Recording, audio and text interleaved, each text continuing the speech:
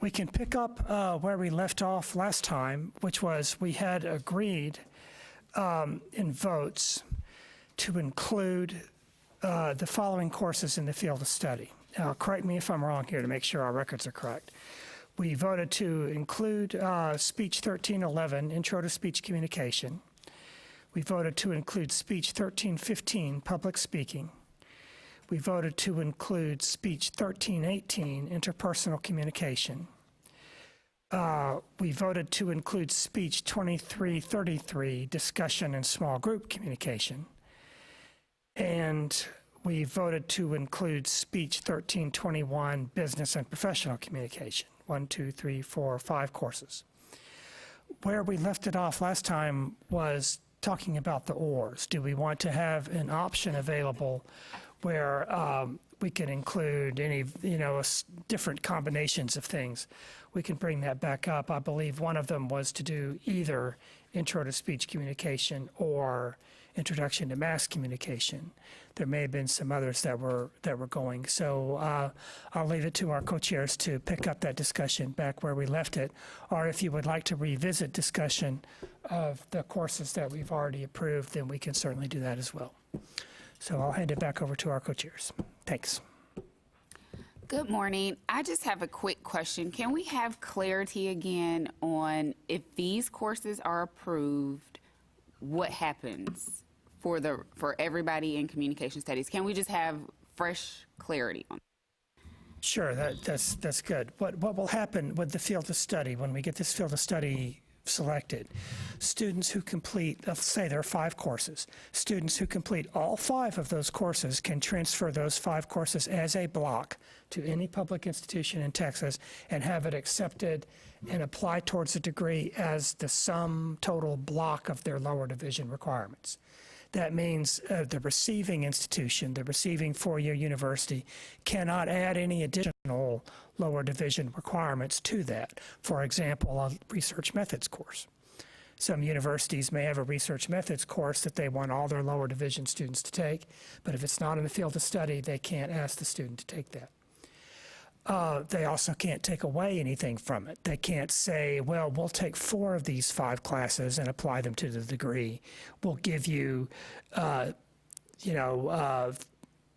15 semester credit hours, not 18 semester credit. I'm sorry, it would be 12 semester credit hours, right? 4 classes.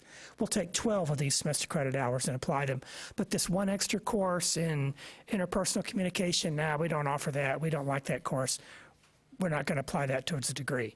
No, if they've done the full field of study, they get 15 semester credit hours, 5 courses applied towards their degree program, and that's their lower division requirements.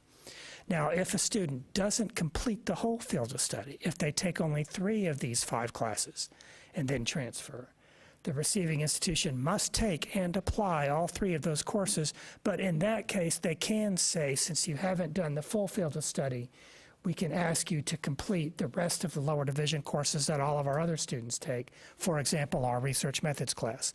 In that case, that would be fine. And it's true that not all students do transfer with the complete field of study. Sometimes their community college doesn't offer all the classes in a field of study. They would have liked to have the full field of study, but they just didn't have the opportunity to get it. Sometimes that's the case, or sometimes they want to go ahead and transfer ASAP, and for any number of reasons why that could be the case.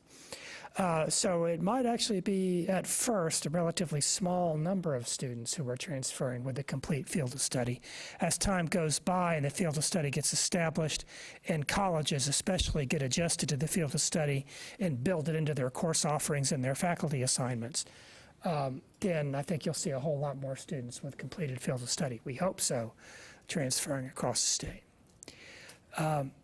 If you've had any questions, this would be a good time to bring them up from things that were unclear from yesterday or things that have gotten a little foggy in light of our other conversations. I have one question still concerning the field of study as it compares to a minor of a 4-year degree, because that's just one more class. And I didn't think the field of study was to replace the minor. So if somebody wanted to minor in speech communication, they would have to take an additional class. So I'm just trying to find the distinction between that, because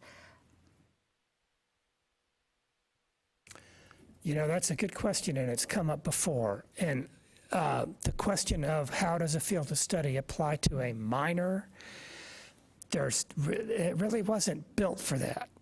You know, and it's a little iffy. I'm not quite clear on it myself, how a field of study would apply to a minor. I think that if it could work for a minor, if the institution were to consider it and say that the field of study is close enough to our minor that it would be in the student's best interest if you could accept all of those courses. However, a field of study wasn't meant to be for minors. Right, but it's 15 hours. So, I mean, with the minor being 18, our field of study is 12, because my understanding was that it's equivalent to a minor at an AA, you know, where they get an AA, as opposed to a minor at a four-year institution. And so when you add that fifth class in there, it puts a, and I would like to hear from the other people at community colleges as well, it puts a burden, because many times we therefore can't offer, or we can't fulfill that at a 2-year level, whereas the field of study, we're more likely to be able to do that if it's just 4 classes versus 5 or 6. Right. And so, I mean, we're just kind of blurring those lines, and so, I mean, that's just kind of a point of confusion. I guess the way the coordinating board would look at that would be try to keep the students' best interests in mind in that, to make the students so that they don't have to repeat unnecessary courses or take courses that aren't going to transfer and apply to other programs. It is not in statute that the field of study has to be the same as a college's AA requirements. Okay, it's not in statute that says that these 5 courses have to be every community college's associate degree in communications. We would like for them to be. It would make students' life easier if it were. It would keep the bookkeeping simple if this were the statewide associate degree, but it's not in statute that way. So we can't require that, but we think it would be a good idea. For a minor, it's also not in statute that the field of study has to apply to a minor. But I think it would be a good idea if it did. It would be helpful for students and would make things simpler. I have a question as it pertains to the core. So there are 6 hours in the component area. So essentially, most of our students are taking public speaking and intro to communication, or what are my students taking? Interpersonal. So let's say we have 3 classes.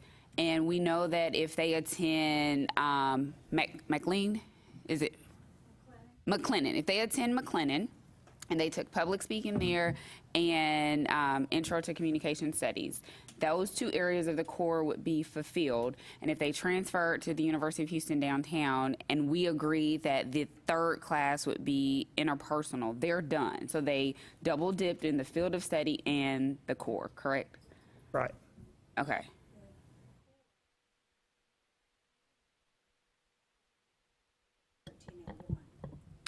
Oh, I'm talking about the component area, not the communication area. Well, no, so the communication area is where English is allocated to. The component area is where the communication studies courses would be allocated to. No, it's different. I'm looking at our core right now. I'm looking at it right now.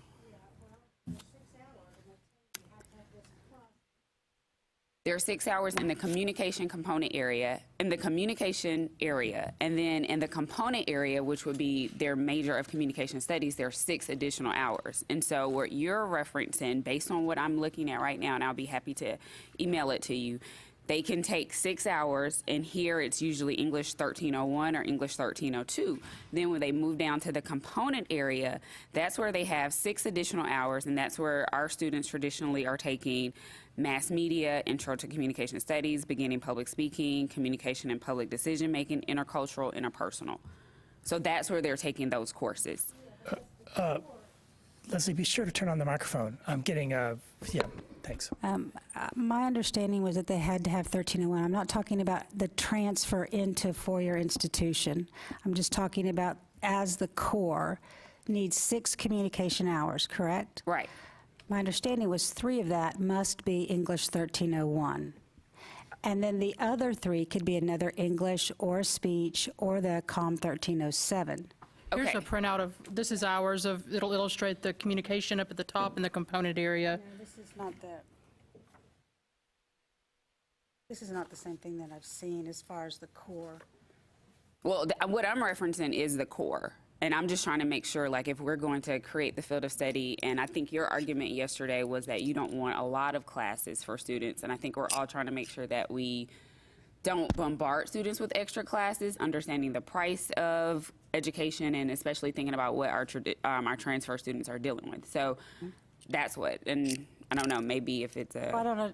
My confusion then would be that we're not talking about the field of study. We're talking about 6 communication hours count as the core. When you move beyond that to component area, then you're looking more at the field of study. That was my question. So my question was, if we have the component area where they have to take 6 classes, and these are the traditional, 6 hours, these are the traditional classes that students are taking in the component area, thinking about how many additional courses would we want in our field of study, not to overload our students, but to also see how can they are, in many ways, double dipping. That's my concern. So if they're already taking 2 courses, traditionally intro to communication studies, public speaking, interpersonal, in that component area for the core, how many additional classes do we feel comfortable adding on to, I guess, their workload that would enhance the field of study? So they're already taking these 2 classes, 6 hours. Would we feel comfortable with adding on 3 additional classes, 2 additional classes? Because we don't want to bombard them with extra classes, but we are looking at the integrity of the field of study. Am I making myself clear? Okay, thank you. You are.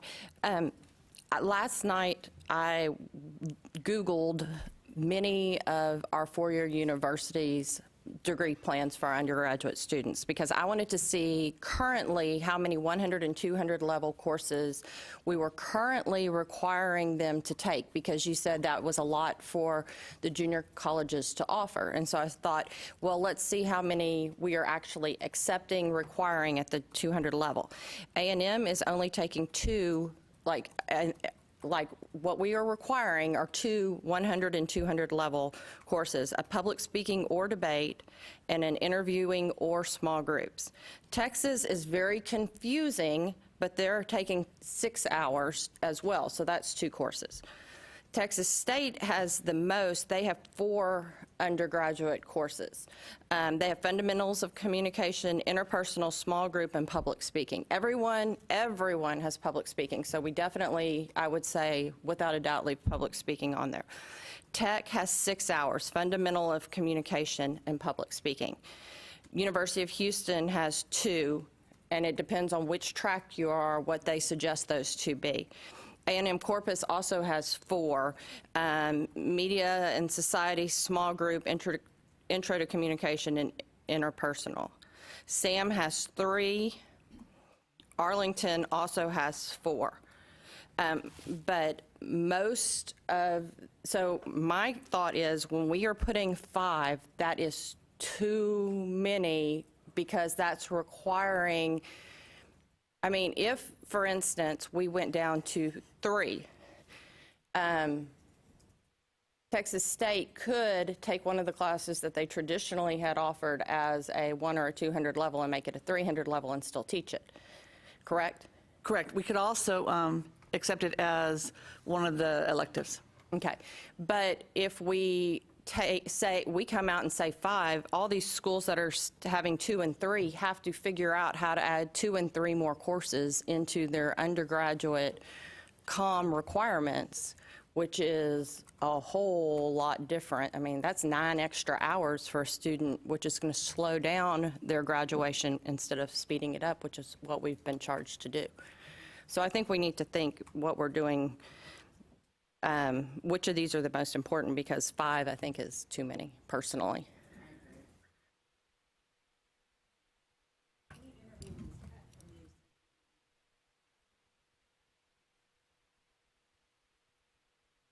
I'm sorry.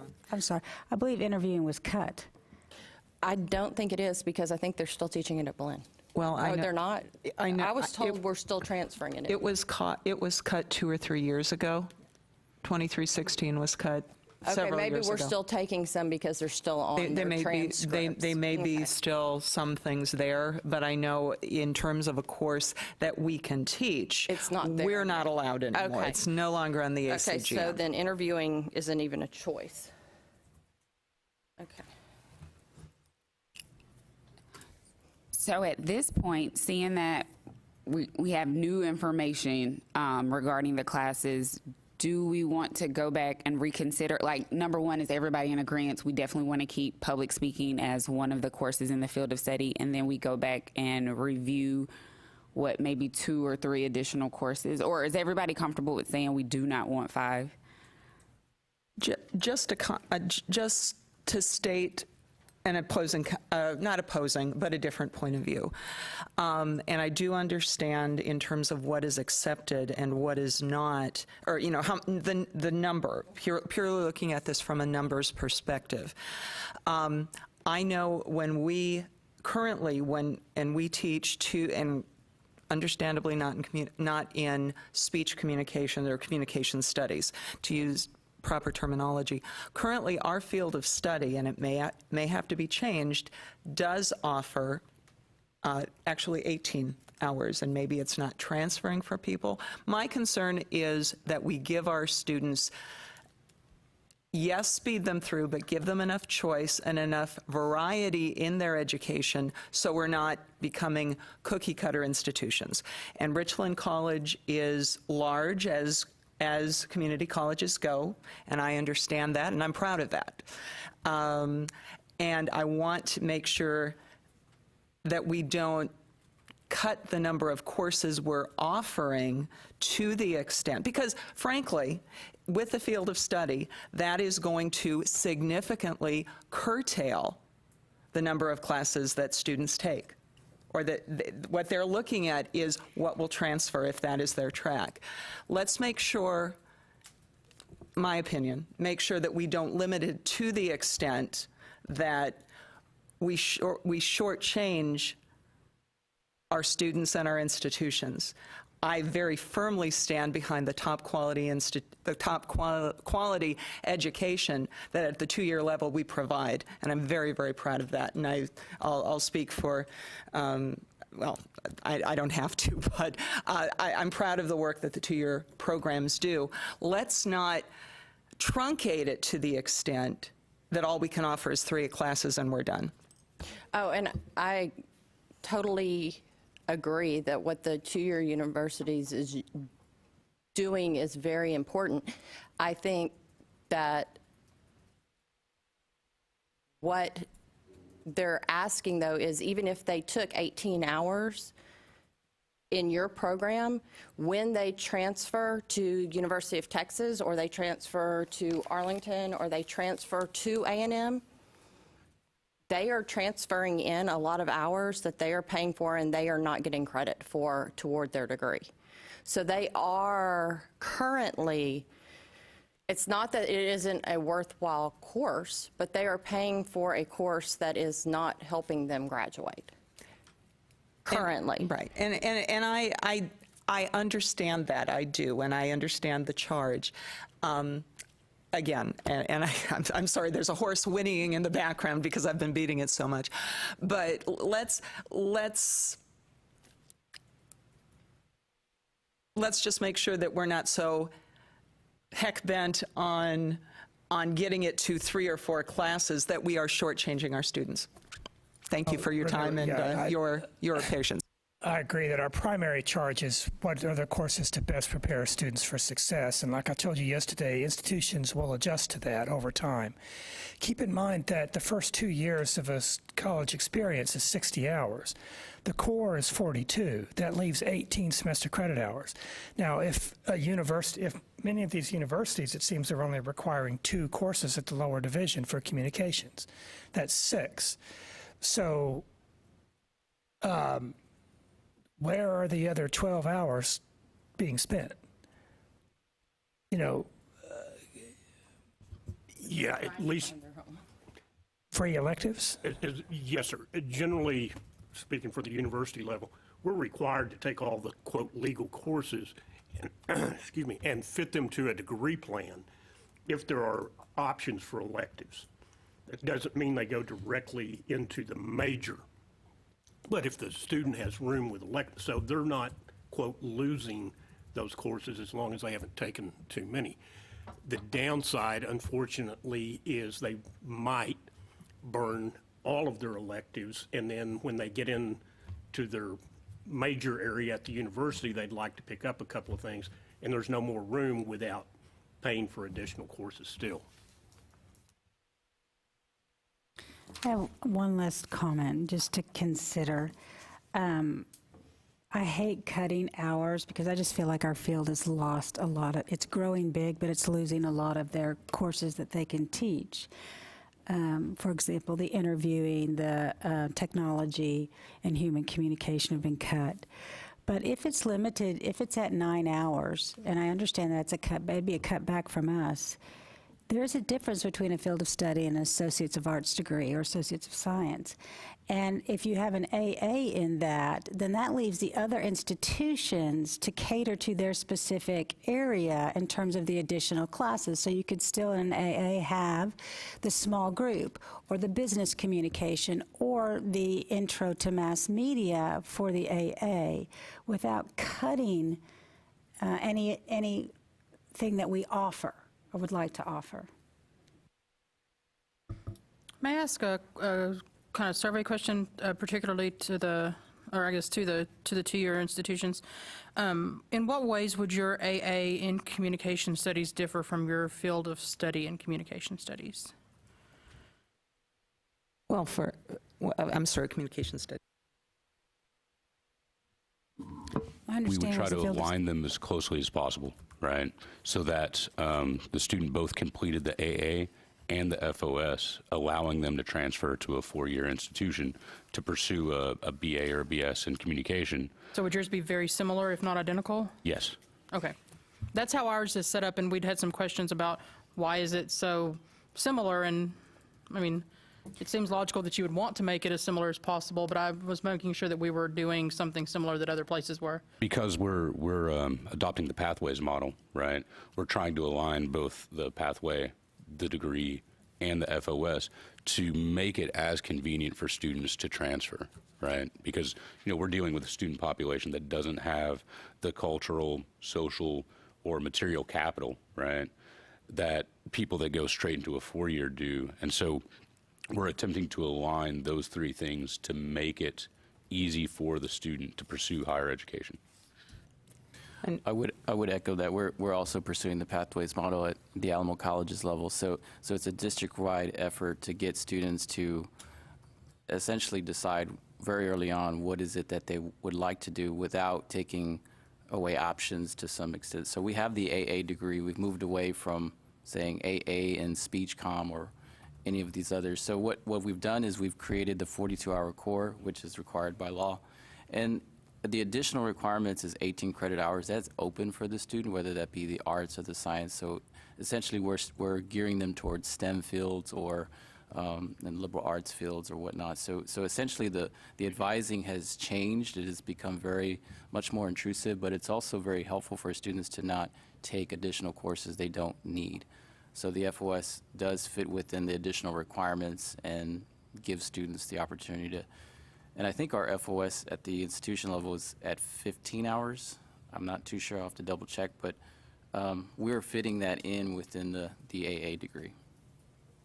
And I know what we do, we offer two, the way they're phrased is an Associate of Arts with a field of study in.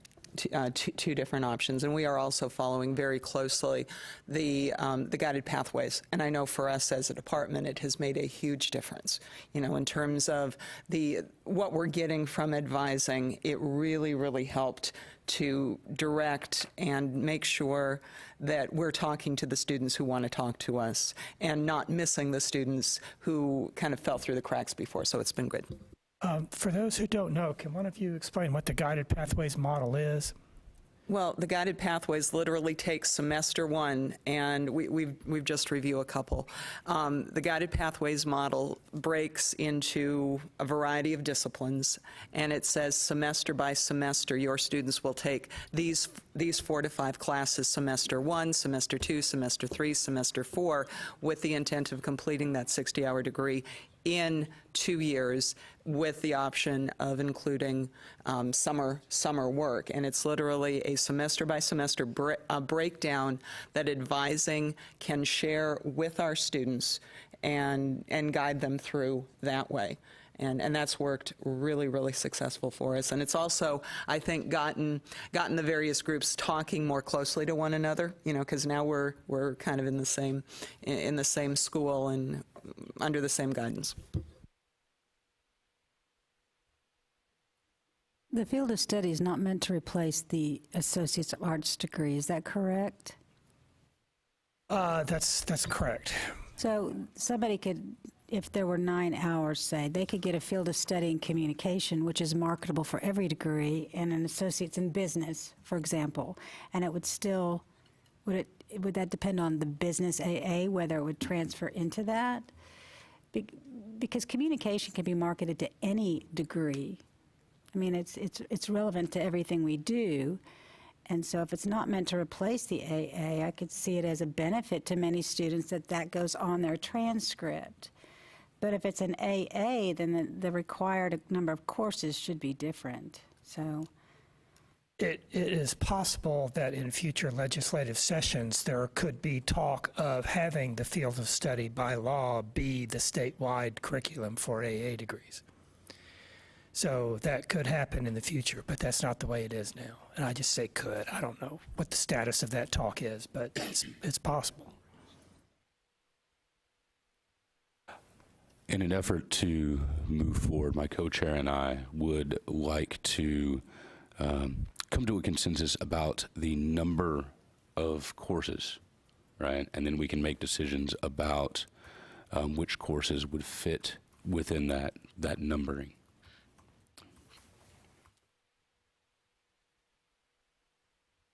So if everyone, let's start with a straw poll. We'll pull off a piece of paper from somewhere and write down how many courses you think should be in this core and pass it this direction, so we can kind of get an idea what everyone is thinking. Just for... if you have more than one option, you're comfortable. Give me just one option for right now. We'll see kind of where everyone is. And so Your again, ideal number of courses that would be in in the field of study. our field of study. In the field of study.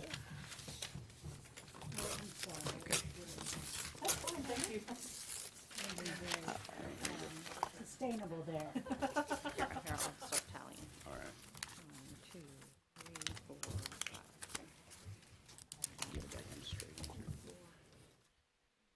5. On the additional comments, too.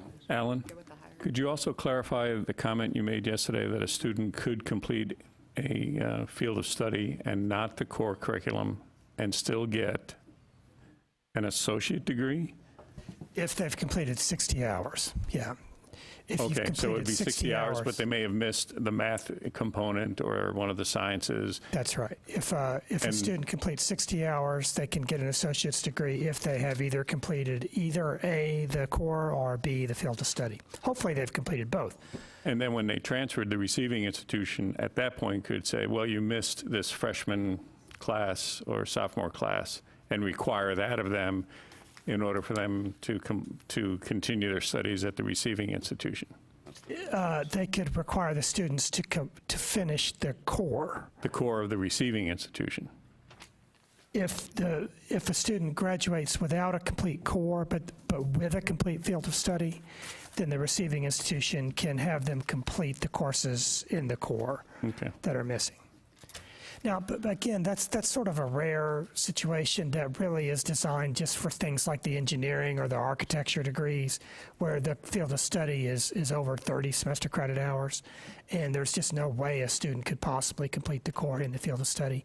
For something like communications or any of the other liberal arts fields, where the field of study is between 12 15, 18 semester credit hours. It's really not designed for that. I mean, we're hoping a student can do that and a complete core within their 60 hours. And of course, that's also why the coordinating board appreciates how many of the hours in a field of study are also in the core, which adds the likelihood that they'll have completed the core as they're completing the field of study. That's our hope, yeah. That'd be great. Okay, 3 people voted for 3 courses, 8 people voted for 4 courses, and 2 people voted for 5 courses. So we are going to shoot for 4 courses. And we know that one of those courses is going to be public speaking because everyone without fail said that we need a public speak. I think all but one of us said public speaking maybe. Okay, so we're going to assume that public speaking is one of the 4. That leaves us 3 other courses, and I'm also going to assume, based on our vote yesterday, that Introduction to Speech Communication is one of them because it was a 12-to-1 vote, which is 13-11. But I will tell you, based on the 4-year universities that I looked at last night, only 2 of them at this point in time have built in the first 2 years that introduction to speech communication. But, and then interpersonal communication was the next highest vote getter, which had 10 for, 2 against, 1 abstaining, which is 13-18.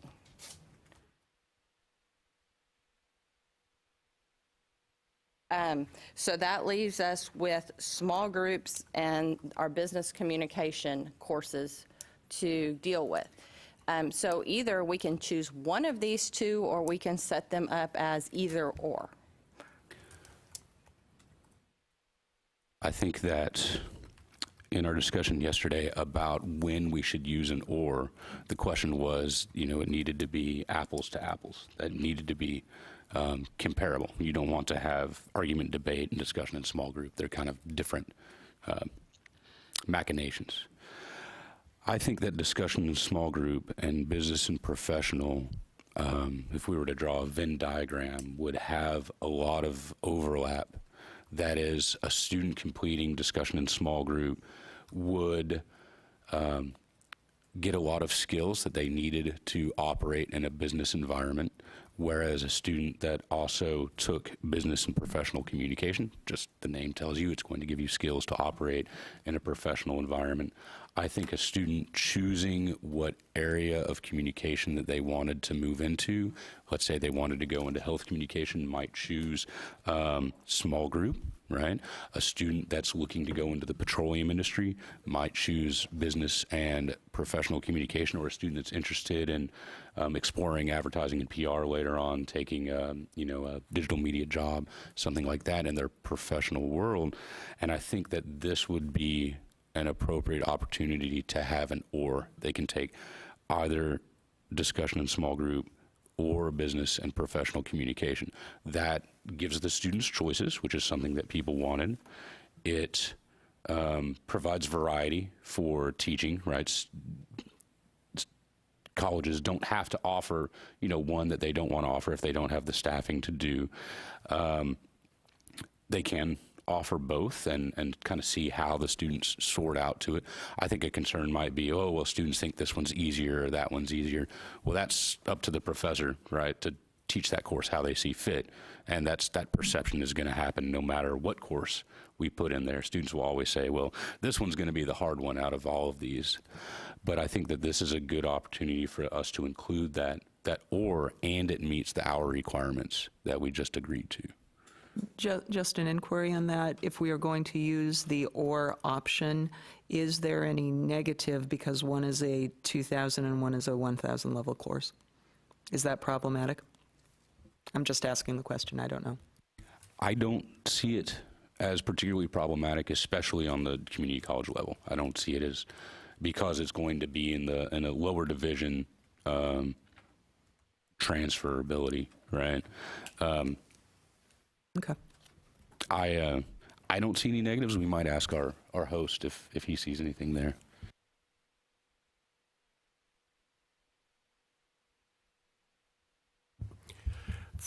From a university level, the OR can become problematic simply because it would prohibit the university from teaching which one that the student chose, because we would be prohibited from teaching it if it's already in the FOS and it's lower division.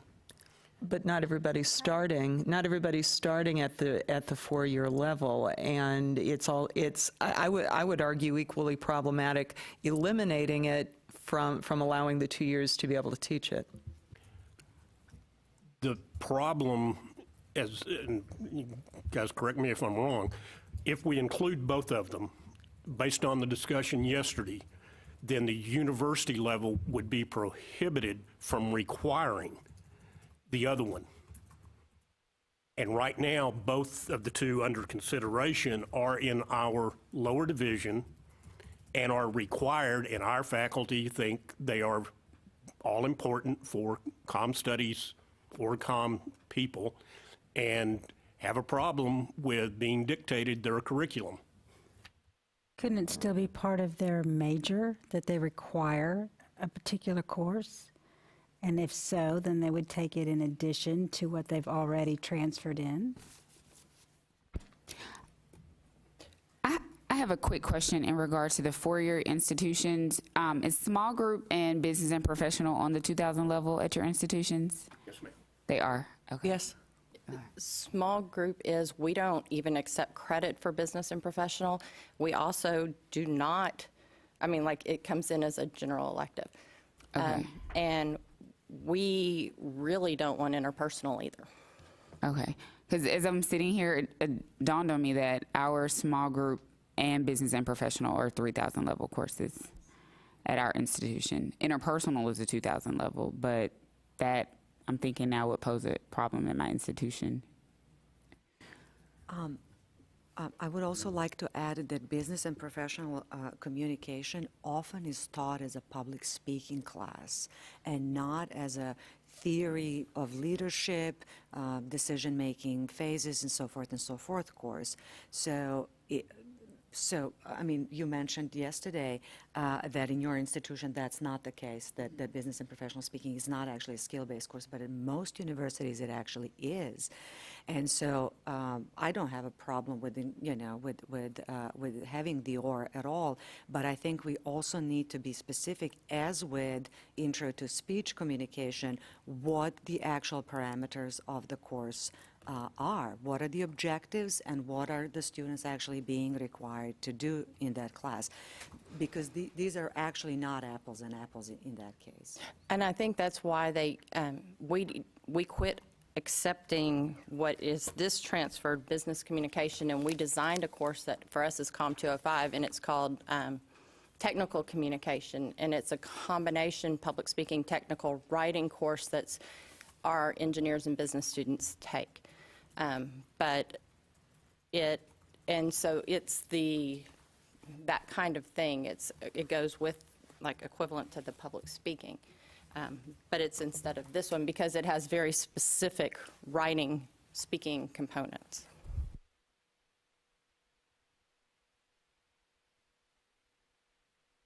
So as I understand it, if we didn't include it as an OR, those universities who deemed this class to be particularly important could move it to a 300 or 3,000 level and have it as a requirement. But if we include it in the OR, those universities that want to or believe that it should be required as part of their curriculum can't require it at the 1,000 to 2,000 level, correct? Wouldn't they have to change that in the ACGM first to be able to do that? And that process is to be able to offer, is AC just lower division? Yeah, ACGM only really applies to lower division courses, particularly in community colleges.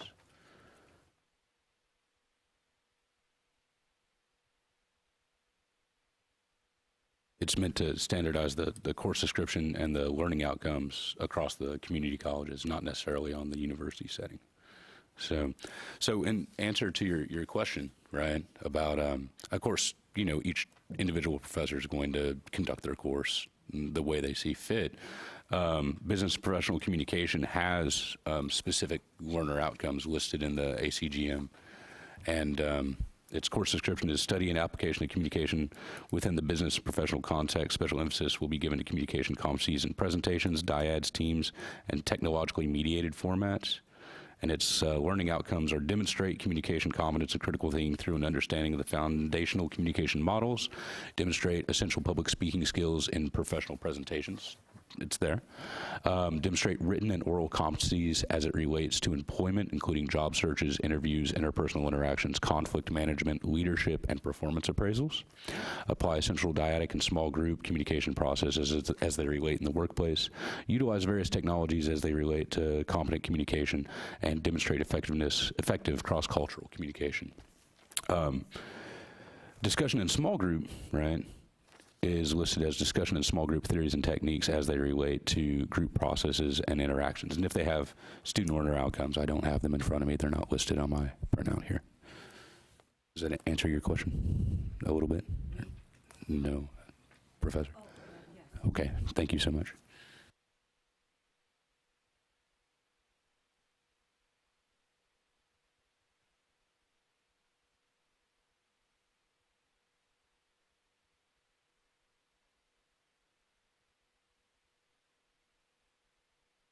If we don't list discussion in small group and business professional communication as an or, we're going to have to make a choice between one of those two or another class that we haven't talked about as of yet.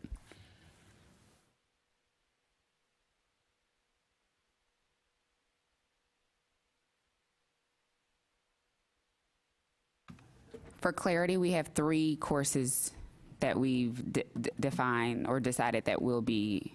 We have 3 that have got overwhelming votes. Okay.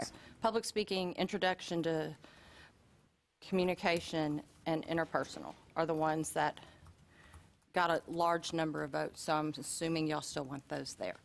Okay, so take another straw poll. You can either say small group, or you can say business and professional, or you can say either or. And let us know what you are thinking right at this point. You got it? Can we have one more option? Like, just stop at 3. Can you read those options again? Okay, so it would be 2333, discussion in small group, 1321, business and professional communication. So one or the other. In addition, we'd have 2333 or 1321. And in addition to that, no more courses, just 3.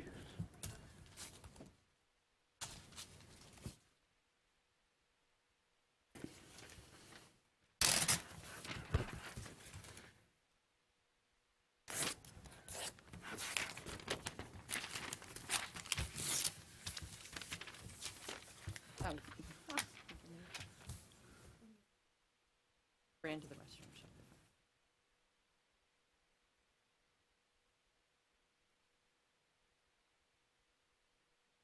A small group business Business. and stop at 3.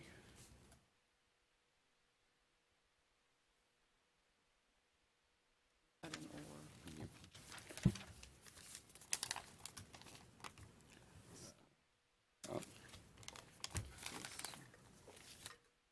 Stop at 3. There's a 1. There's a small group. There's a 1321. That's a business and professional. You can either vote small groups, or you can vote business and professional speaking, or you can vote add an or you can vote stop and just have 3 courses.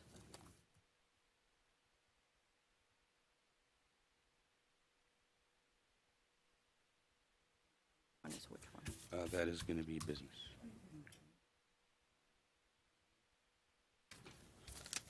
There's a no more and a no more.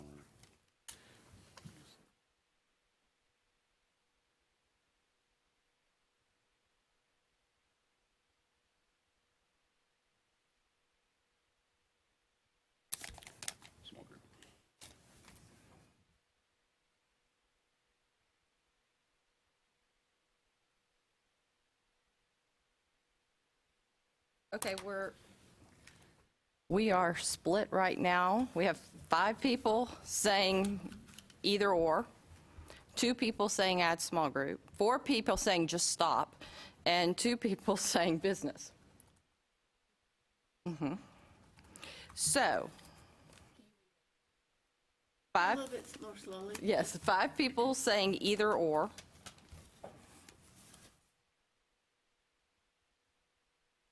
2 people saying small group.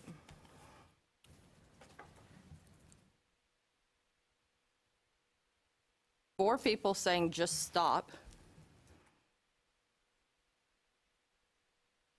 And 2 people saying business.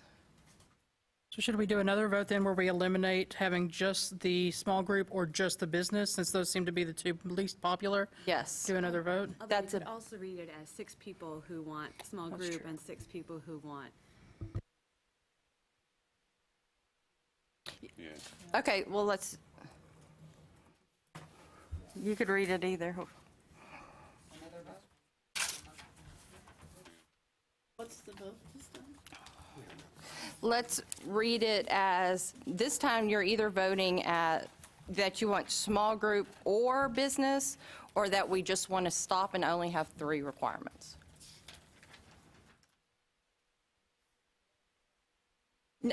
No, you have the or, We're keeping, stop. yeah. So it's, at this point, it's either small group or business, or we just have 3 Or, courses I in see the what you're FOS. saying, that maybe, I'm just saying that earlier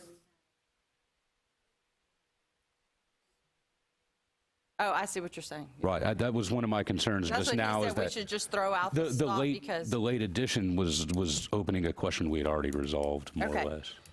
So, So we'll throw out stop then, is what you're saying. yeah.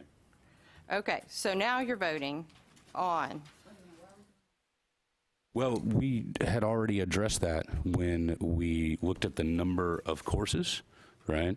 And we had decided on 4 courses. So what that did was it reopened, it moved us away from the original question, right? Which was, do we want this course or both courses? And it reopened the question that had already resolved, and now it's pulling us back away from the question we're actually trying to resolve, which is business or small group. Like the question of how many hours, right? We had already taken a straw poll on, and we were trying to resolve what would be that 4th hour or that 4th class, right? okay, so what are their choices? That doesn't necessarily mean that that's not still an important question, but in an effort to move forward, we were trying to not reopen that one, the question of the number of hours. So we've moved from the number of courses over to which courses in particular, if that makes any sense. So now their choices are small group, business communication, Or small group. or adding an or. Business communication or small group. Everyone clear on that? We have 3 choices. Yes, ma'am. So discussion in small group alone, business and professional communication alone, discussion and small group, or business and professional communication. Good.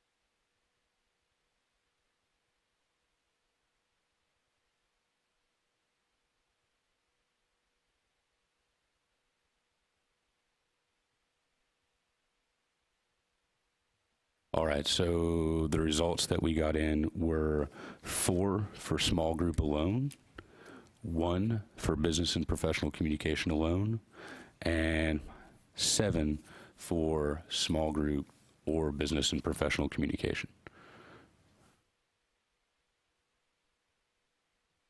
Let me know if you need me Just to as a little repeat information those. point, you can see on the screen here, it's going to be interesting either way, because for business and professional communication, 8 universities offer that course, and 57 colleges offer it. Whereas discussion in small group, only 7 colleges even offer that course. The enrollments are very low, 88, as opposed to business and professional communication, which has 19,000 students enrolled in it. Discussion in small group, 7 universities offer it, which is about the same as what offer business and professional. And enrollments, again, are 896 as opposed to 4320. So business and professional communication is much more widely offered and has much higher enrollments. Of course, that's not a surprise, because I'm assuming that course is cross-listed with many business programs or required for many business programs. And those are the 2 courses that you're talking about tomorrow, right? 2333 and 1321. Okay. So if you end up requiring discussion in a small group, that's fine. That's your decision. But be aware that it's gonna involve, like public speaking is offered by 74 colleges. Discussion in a small group is offered by 7. So there's going to be a whole lot of colleges that are going to be adding that to their, looking for faculty to teach that course and finding room in the curriculum for that course if we add it. Same thing for universities. 21 universities offer public speaking, 7 offer discussion in small group. So you're saying that the data supports business and professional communication? I'm going to let you interpret the data how you want, but I just wanted to call your attention to the data so that you're aware of the full context here.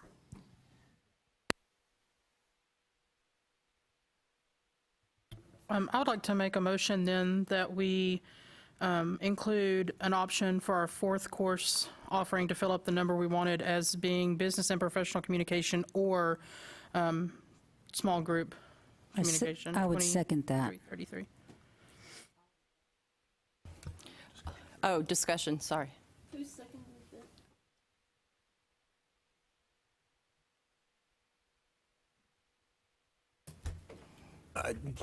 Again, the or for universities is going to be highly problematic, and I know everybody's got your own stakeholders that you need to satisfy, but it will require universities to make some hard decisions and need to be careful.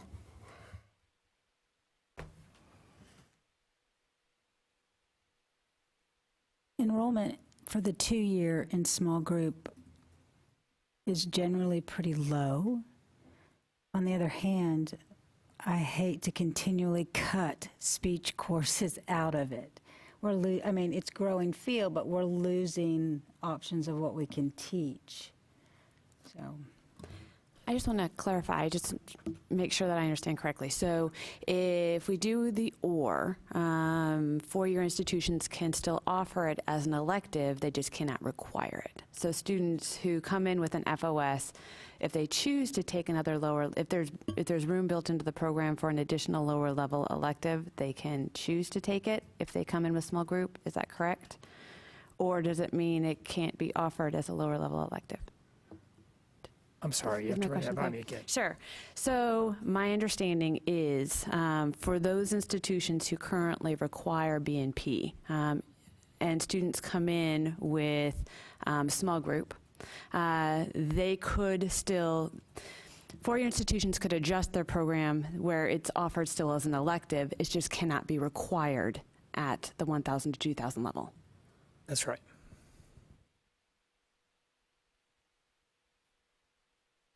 Now, if you make it an or option and a student comes in with discussion in small group, that doesn't necessarily mean that the university would have to accept that as credit towards their business and professional.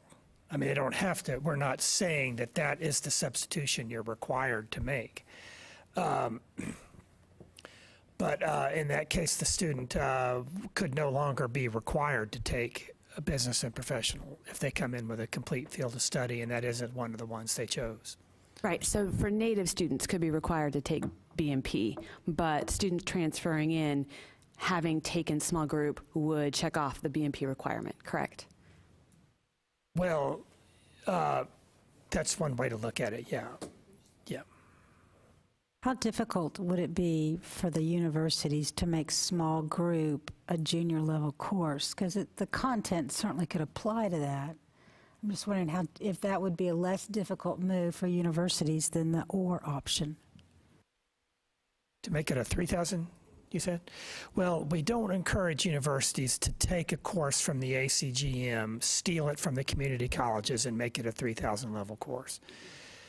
I mean, institutions can do that if they feel that that's the nature of the content and how they want to do it, but that's not the way it should work. I mean, in order to keep a course, you don't want to steal it from the community colleges and claim it and make it a 3,000 level.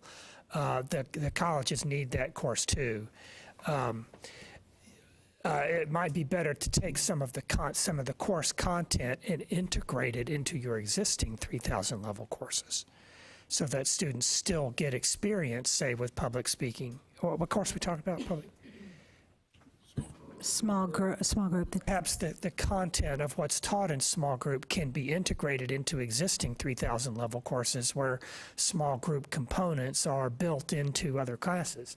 That might be the more appropriate way to do it at the 3,000 level than to say, well, we'll just renumber that course, steal it from the community colleges, and keep it for ourselves. What would be better for the universities in terms of the small group and the OR option? From someone who has taught small group excessively, I find it almost appalling that it's not being taught at the junior college level more than it is, because it is something that is so important to the way they function in their everyday lives. And as a communication major, it is, I mean, I just know what my students are accomplishing and learning in the projects they're coming out of small groups with, and it's amazing what they learn and what they have put together. And I mean, they've done just absolutely tremendous service learning projects in small groups.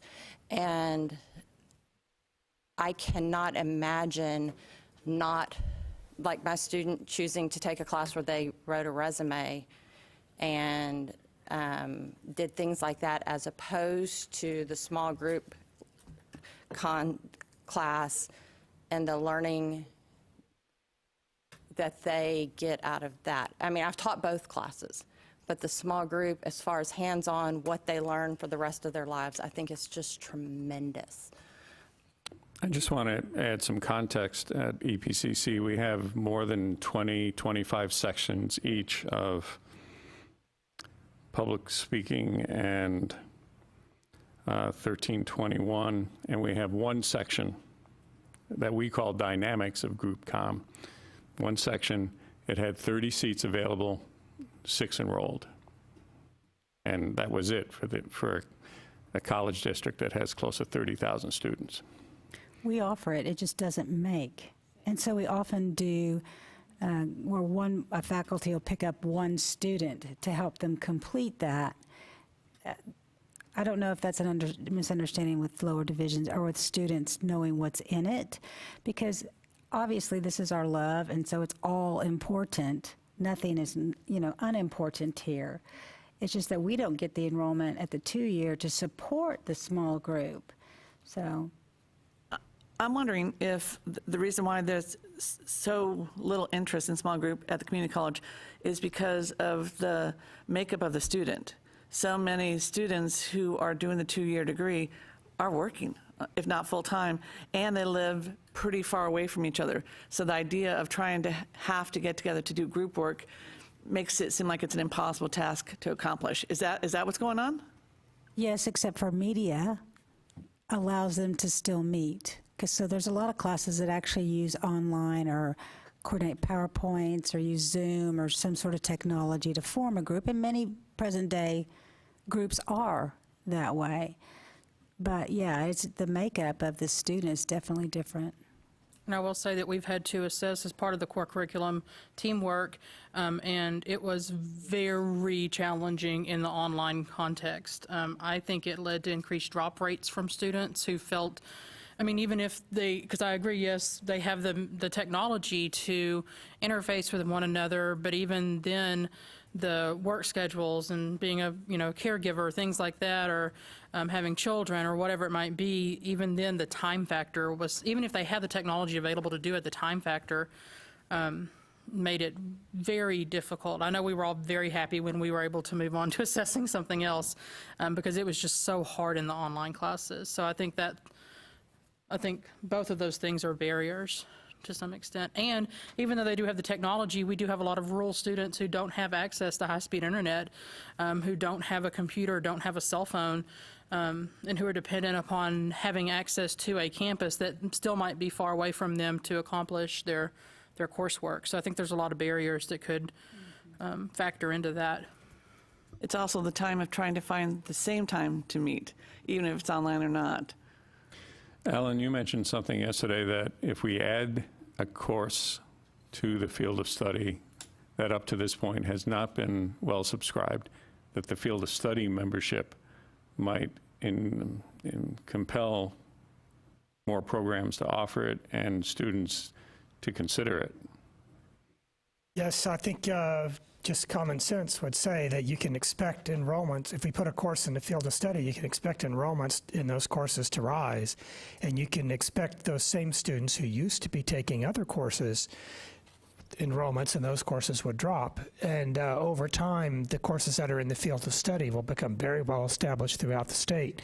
And the courses that aren't in the field of study, some of them may wither on the vine and, with low enrollments may fall away. There's always pressure on across the state to condense the ACGM, and the ACGM committee meets and the discipline committees meet for the ACGM to look at enrollments in courses, and if enrollments fall below a certain standard over time, they get cut from the ACGM. So that could happen. So again, let me emphasize, you need to do what I think you're doing very well here throughout these 2 days, is to talk about what is in the best interest of the students and what they need and what the discipline needs, and let the enrollments, let the staffing, those will adjust over time to accommodate what you think is best. So you don't need to be guided by the courses that are rarely offered or have low enrollments. But I think you also need to be aware of them too, because you need to see what students are prioritizing and what colleges are prioritizing and universities are prioritizing. You need to certainly be aware of that. And if you put in a course that is rarely offered or has low enrollments, we will hear about it, I promise you, in the public comments.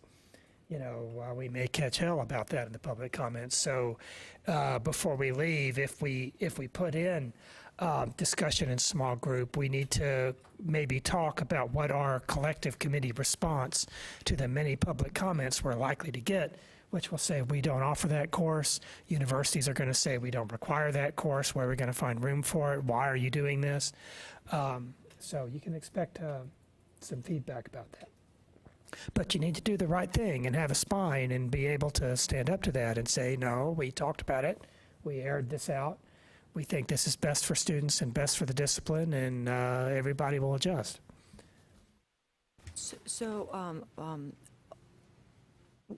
The small group communication at your respective institutions is taught at which level, actually?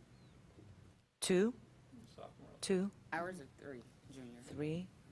Okay. Ours is at 2. Okay. Small group. What level? 2. Okay. So it is, okay. What is it at your What is it at your institution? 3,000? Okay.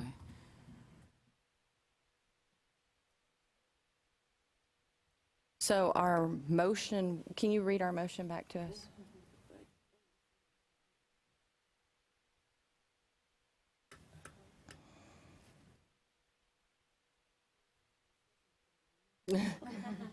roll back? Is it to have choice A, small group or business? Choice B, just small group? Choice C, No, it was after. just business? The or. Did anyone want to change or amend or do anything with that before we vote? I would just like to ask, what is the alternative to that? Is just choosing one? I would assume that our alternative would be just to do business and professional speaking based on the number of schools that teach small group. Despite my conviction that it should be small group. Is there a motion on the floor? Yes, And it is, sorry, it is the or. She said, I move we accept the or option is what I have in my note.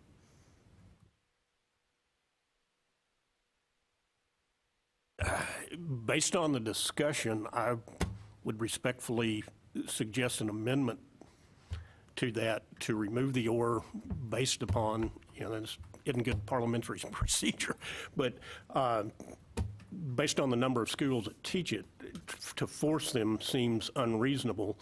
And the option then would be for the universities that don't have it currently at the 3,000 level to take small group up to the 3,000 level and protect your curriculum. There is no best fit scenario here. Every institution has to adapt in a small way. You voted last time to cancel out the intro to math. That's a big part of us. And so we have to adjust to that as well. So we don't have a best fit for everyone. So, we can't please everyone here. We've got to keep our students in mind. And the either or allows us not to cut another course, which I just feel like our area has been subjected to over and over. But like you had said earlier, it allows you to still offer that course as an elective to fulfill their associates within your college. So you could still offer it, it's just not.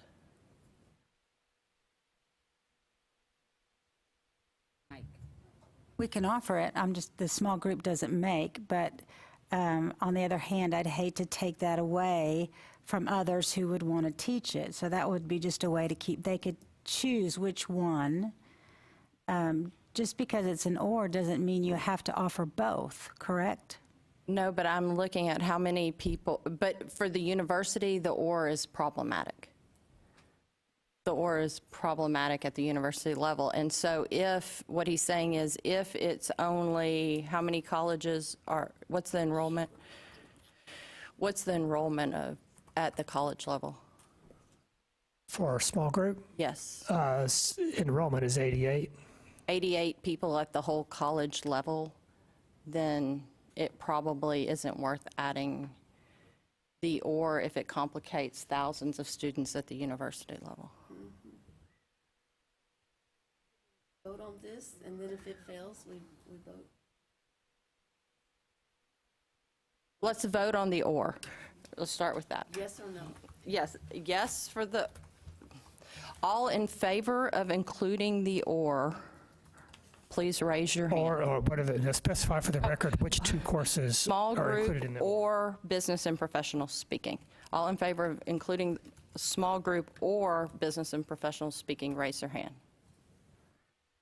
1, 2, 3, 4, 5, 6. All opposed? Abstaining? 6, 6, and 1. So in favor, 6, opposed, 6, abstained, 1. Maybe we should revisit only having 3 courses. I'm just, and please don't anybody throw anything at me. And I'll just throw this out there. If we accepted 5 classes, it would solve a lot of things on both sides. No, because it would be requiring, like, for instance, Texas A&M undergraduates to have 9 more hours than they're currently required to have, which takes away from their upper division courses, which is very problematic for us. Okay, and I apologize. Thank you. So if we instead discussed having only 3 courses, what would be the implications for, in terms of, okay, because it seems like we have, I'm just trying to figure out, I think we know what 3 we would have then. So what are the implications is that going to then kill business and professional and small group as being offerings if we go to 3, or what effect will that have is what I'm trying to understand. I would suggest it could very well end up hurting the 2-year programs because students won't take what won't transfer. So it would, probably remove 2 classes from the ACGM. That's my fear. And as Leslie was saying, we see 2-year offerings being curtailed and curtailed and curtailed. That's problematic from the 2-year perspective, respectfully. I also agree. I think that the concerns of the 4-year universities are valid, right? But I don't see that how community colleges can concede any more to what is inconvenient for the 4-year universities. They also need to give a little, and so far I don't see them giving a whole lot in this process. It seems like, they are constantly talking about what's difficult for them, but this has a much larger effect on the community colleges than on the 4-year universities. The 4-year universities still have their own native students coming in, and really what they're dealing with is a very small contingent of transfer students. And I understand that, it has effect, and people worry about their curriculum, and people worry that it's going to, change the way that they do business. But this has a much, much larger effect on the way that community colleges are allowed to structure their faculty, allowed to structure their courses, plan their courses, et cetera, because we are caught in between both the ACGM. We can't just offer whatever courses we want like a university can, right? There are no fancy survey courses to teach in my area of expertise, right? I get assigned the courses that are going to make and that are going to move our students forward to success. And so we're caught between the ACGM, what's available to offer, and what our transfer partners will allow. And when we try to align with Pathways and we try to align with the FOS, with our AA degrees or AS degrees, what that does is it severely curtails what can be offered in communication. And I'm aware that it makes problems for the 4-year institutions to have to change what they do in order to accept some transfer students. But I think that the overall impact on community colleges here is much greater. We bear the brunt of these changes, and I am foursquare against moving this to any less than what we have already said is, the number of courses that we think we can allow. I want, my students, as they move through their communication program, to be well-rounded communicators, whether or not they transfer or get a degree or never finish and move on. That is my ultimate goal. It's about them and not about the inconvenience that we might place on other institutions. If I could just speak on that same thread, we've seen a lot with regards to, and I'm communication studies, advocate here, speaking from that regard, but also with a lot of advising experience too. So there's a couple of different things that I think are still to be discussed, which would have to be the devaluing of an associate program, essentially, that is created by the institution.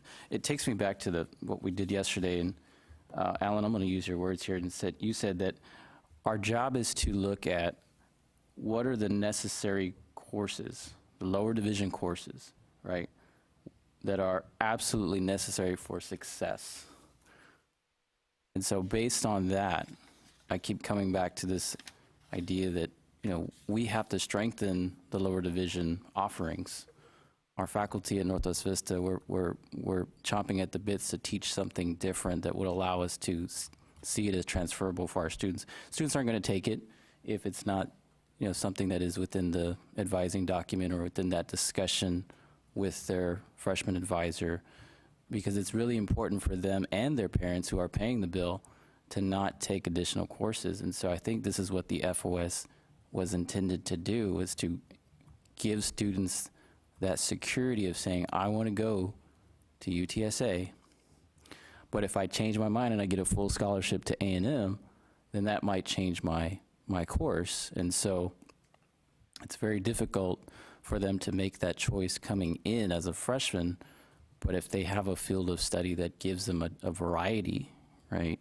that allows them to take the essential, necessary courses, right, and I think we do need to keep it where students can at least have a choice between the 1321 or the small group. So I'm going to throw in, can I speak? Yes, sorry. And I know that we have left this conversation yesterday, but after, 2 days of a discussion, I would like us to consider perhaps again adding intro to mass communication. Thank you, because it gets 47 compared to small group 7. And the BMP gets 57 as far as if you're going to use But that's enrollment. also looking at the numbers of the people who are journalism. You're looking at all the numbers, not just the communication numbers. Right, I am. And but as far as success for students today, it's pretty important.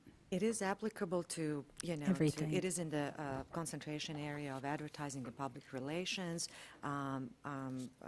journalism and mass communication, radio, television, broadcasting, so it could be applied to various places in our college, for example, and I don't have, I'm not married to any of these ideas. I don't, I'm comfortable with either or it doesn't really matter. I'm not really advocating, on behalf of my institution where we don't have it doesn't really matter to us. I'm just saying that, that after thinking about what is really, as Timothy just reminded us of why we're actually here, which is what are the essential courses that each student in our discipline, right, communication discipline, should, go through to be well prepared and sort of well-rounded, and then make an informed decision.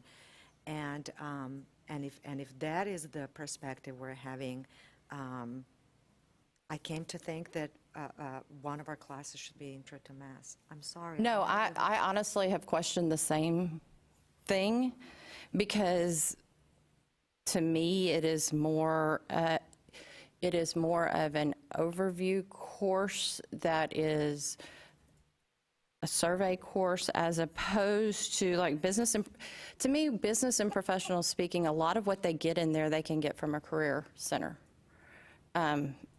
That is my confusion on, and it depends. I know U of H is teaching it very differently than other places. I understand that.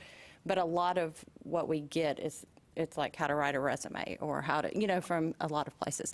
So I think, to me, that would be a more helpful course. And in our college, it is a required course. So, then students who are coming, to us, for example, from your institutions, then they don't have to take it, And to me, it makes sense, although, sorry, everybody at Texas Tech, but, it seems to me that it is one of those courses that is, I'm sorry, it seems to me that it is, not it seems to me, I'm convinced now, after 2 days of deliberation, that this would be one of the more useful courses than some of the other ones that we have been considering today. Am I apologizing? Yes, you are. Okay, I'm sorry. That's okay.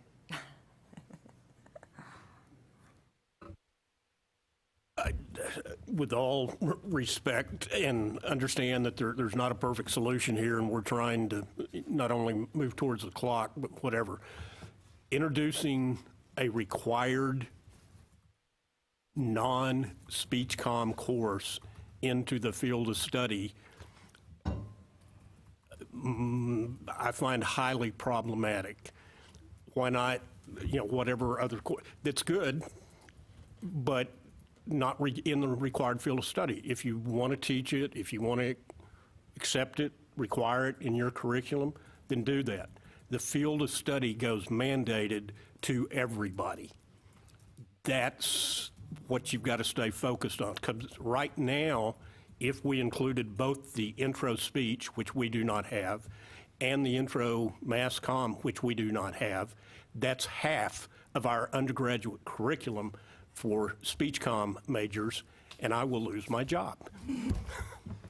Right, and I should have just prefaced what I said earlier.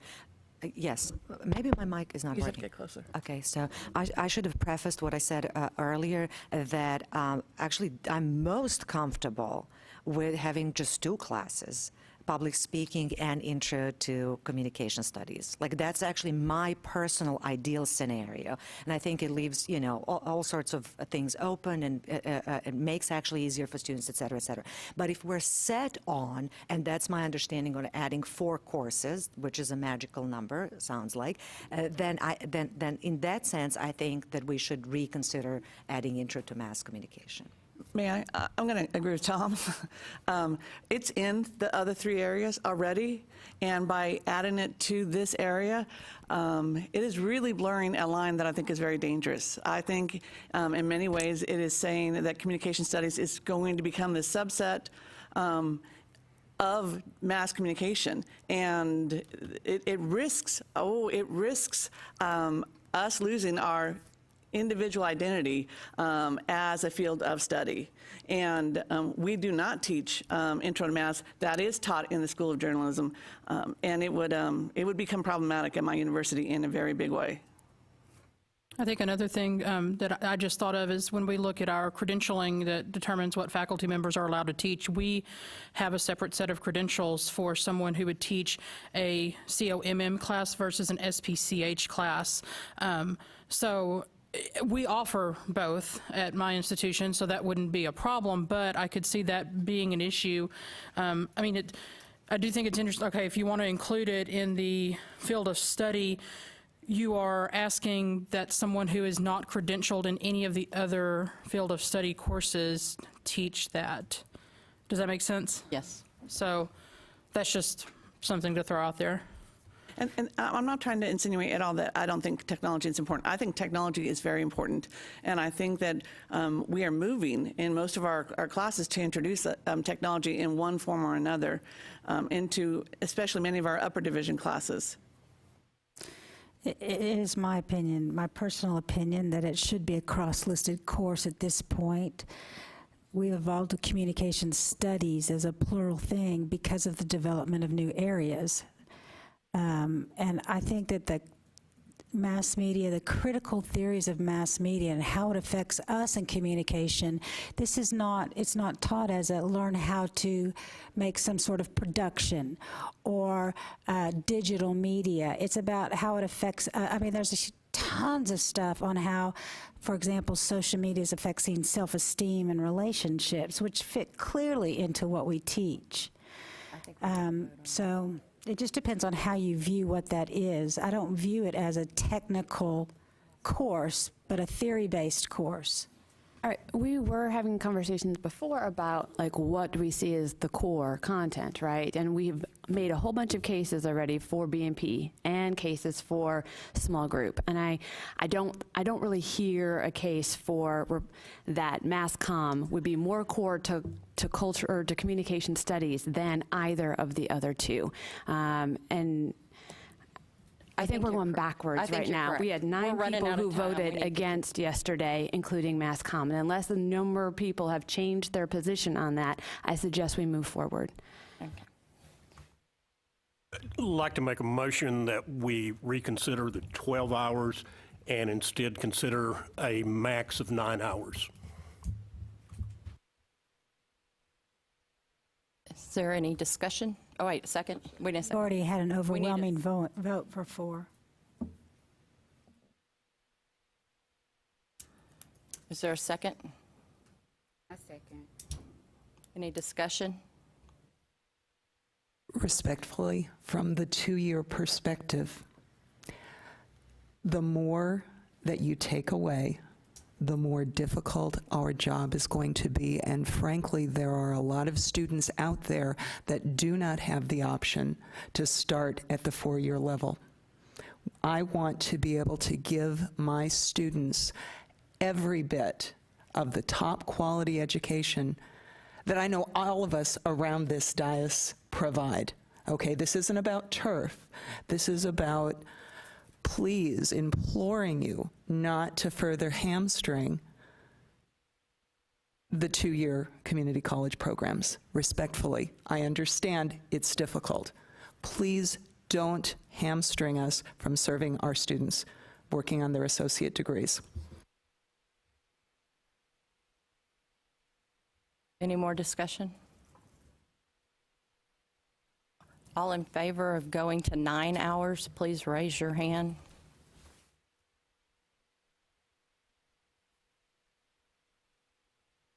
Six, all opposed? 6. Somebody abstain? Abstain? Okay, the one I didn't count right? No, you did. I didn't understand what are we going to be, what are going to be our choices? Sorry. Oh, I didn't understand what our choices are going to be. Want 3 courses? Or 4, okay, then it's all right. Want 3. Okay, so we have 7 for 3 and 6 for 4, so we're still split. Well, majority would. Yes. Well, I'm not comfortable with just the majority wins. I actually think, I think it's too close. I think it's too close. Can I suggest we take a little break? It's 10 o'clock and maybe take a breath? Yes, take a 10-minute break, please.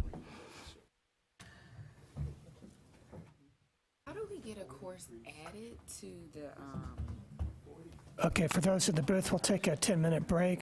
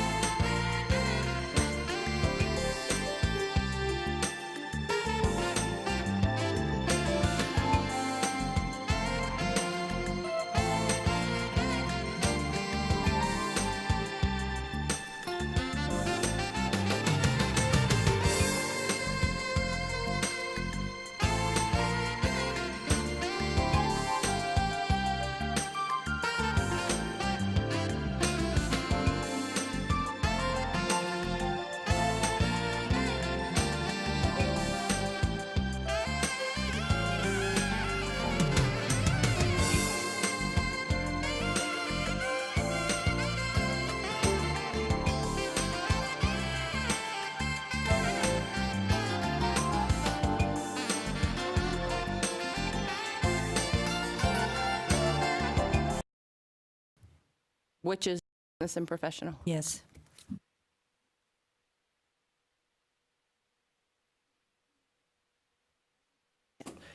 And the second was Could you last. repeat that, please? Motion that, That the speech 1321, business and professional communication, be the fourth required class to the field of study. The second was Lozic. Lozic. Is there any discussion?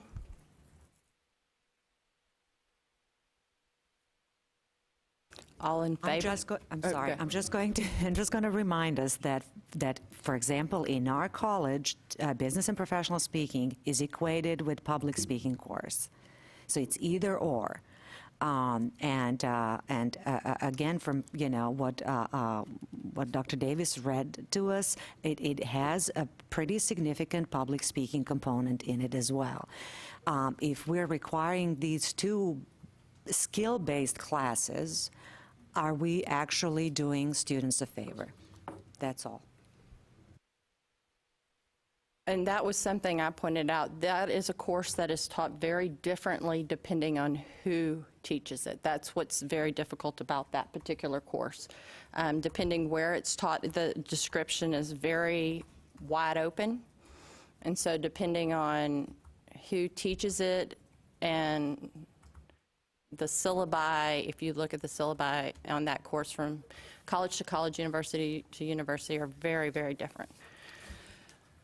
I would have to say that in this mix, we've got intro to speech communications, good theory-based course, and we have interpersonal, which is a good theory-based course, and then having public speaking, good skills, and rhetorical theory-based course, but mainly skills, and then business and professional communication. I think that fits very well with the mission of the community college, because we know that students that go to the community college they're not part of the landed gentry. They're not, taking courses to, become, they want to become well-rounded, but education for education's sake's not the primary goal. And business and professional gives them job skills, and I think that's part of the major missions of community colleges. And so I think that the mix of the four courses, right, theory, and skill, I think is a good mix. That's a good fit for community colleges. And I know it does, cause some problems for the four-year universities, but I think that with time, they will adjust under the FOS, right? And also for the 4 years, if you don't already have the pressure to look at and document where your graduates are being hired, that is coming, right? I mean, it's going to become part of the way that success in college is measured, as opposed to just granting degrees, but success is going to be measured on whether or not your graduates get jobs. And I think that the business and professional, particularly in talking about like interviewing and setting themselves up for the workplace, is a good fit for that future as well, because we're already experiencing that pressure on the community college level to say, okay, when somebody gets an AA in something, where are they getting a position, right? And how can we justify this degree program in a workforce setting? And so I think the mix of, two theory-heavy courses and two skills-based courses is a good fit for the community colleges. As someone who's taught for 34 years, and 24 of them here in Texas, at Texas State, sometimes we just have to change. And so if there's a course, like small group is a big deal at Texas State. CBB has been leading the charge for small group for 40 years. And BMP is not a big class for us, but we will have to grow it. And if we want to add more small group to BMP, we can do that. I think that if we have two classes in our departments at the 4-year or 2-year that look too similar, then one of them is going to have to change. And we're educators. We know how to do that. We know how to adapt and to make courses that are distinct and useful for all of our students. I just want to point out very quickly, the existing communication field of study from 2003 follows almost exactly what Ari just outlined. There's 1318 and 1311 are in the historical, theoretical, analytical, and 1321 and 1315, I'm sorry, are in the writing, production, performance, competency area. Those 4 classes are already there, and they're divided out 2 and 2 between theory and hands-on. Tom, could you, I know this is a concern for you, so I just hoping that we could articulate before we have a vote, the consequences for four-year institutions for having B&P versus having the OR. It doesn't have to be you. I guess it could be anybody. Do you know what I'm saying? What are the consequences either directions? If I'm understanding what we're discussing, the OR eliminates the universities from teaching that course, either of those courses, and having them accepted at the 1,000 or 2,000 level. So, for example, small group and B&P at our university is currently 2,000. So if it was an OR, we could not mandate that as part of the curriculum because it would already have fulfilled the FOS. I'm getting anywhere close to correct. So it means that they couldn't be both be required, but you could require one or the other still. We couldn't if it's in the FOS. For our native students, yes, you can require it, one or the other. For your native students, you could set up your requirements exactly as this is set up. Which this? As what we're proposing as the FOS. For our native students, in fact, my understanding from what Alan said is that universities are going to be encouraged for their native students to replicate what's set up as the FOS to be our undergraduate requirements at the 1,000, 2,000 level. So by making it an OR, it gives four-year institutions an opportunity to have students take either one of them in their current program. I don't think that we made clear what the implications are. As opposed to if it's just B&P, then four-year institutions can't have that as an undergraduate requirement. I mean, you could for your native students, but do you understand what there's actually more flexibility for four-year institutions with the OR than without it in terms of small group. Personally, I prefer the OR, but for the sake of time, if we're not going to do an OR and we have to pick one or the other, I would go based off enrollment. The value of small group is huge, but to make that the additional requirement would mean that we don't grant near as many field of studies because people don't take it. How to make a resume is pretty important from a two-year graduate to get a job, and it's also interviewing skills, public professional, there's a lot of things that go into it. It's not just one or the other. So if we have to choose,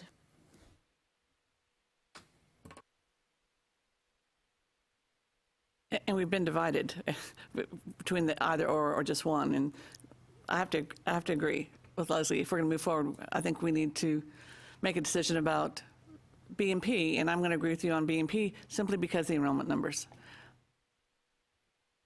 I agree. I think it seems we're in agreement that if we go with just one, small group is off the table, that it'll be B&P. But my question is, I don't know how well we discussed, and I just wanted to give us an opportunity for the further discussion about the OR. That's all. the last poll looked at small group or B&P or the or option. So can we make a vote for the or just the third? Okay, good. The motion currently is that the fourth course is the business and professional speaking course. 1321. Is there any more discussion about that? Call the question. All in favor? 1, 2, 3, 4, 5, 6, 7. 9 in favor, opposed? 2 opposed. Abstaining? 2 abstaining. So I think that is as close as we are going to get. What was the other thing at this point we were supposed to discuss?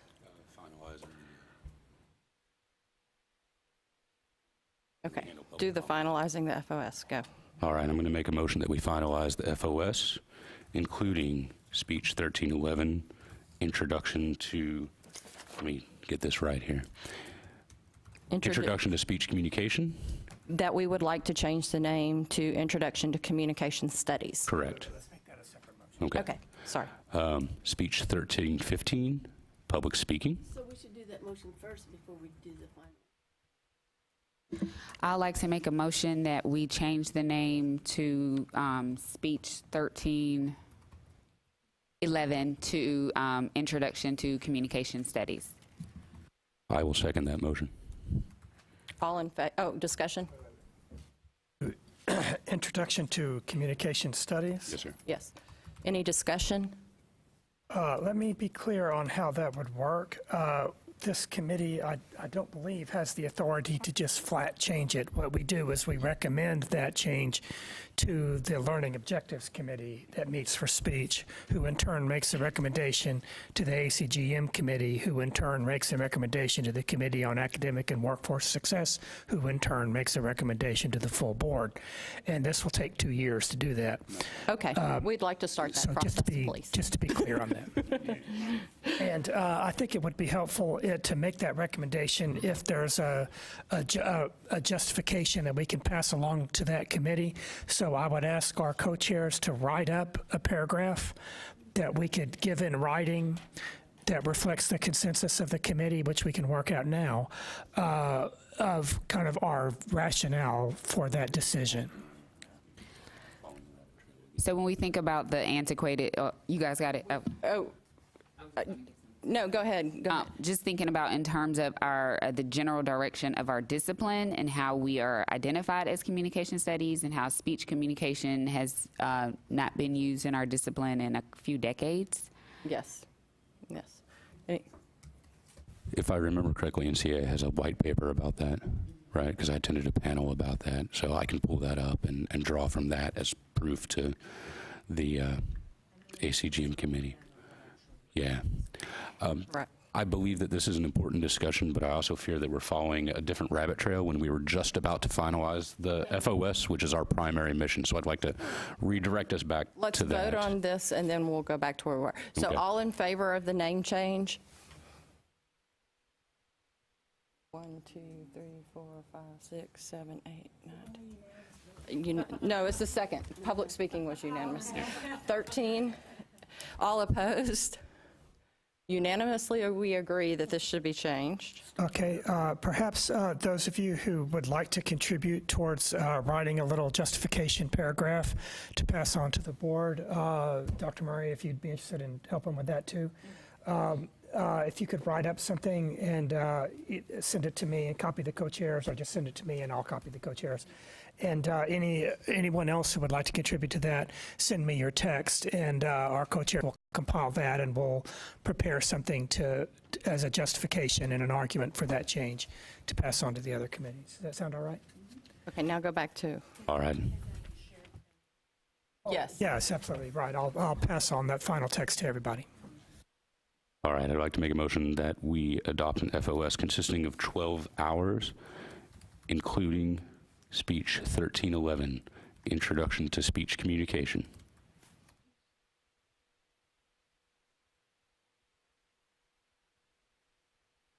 Good. Okay. Speech 1315, Public Speaking.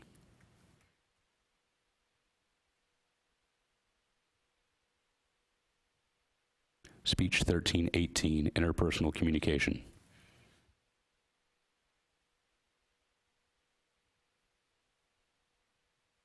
Speech 1321, Business and Professional Communication. Is there a second? A second. Discussion. All in favor? 12. All opposed? Abstaining? 12 for, 0 against, 1 abstaining.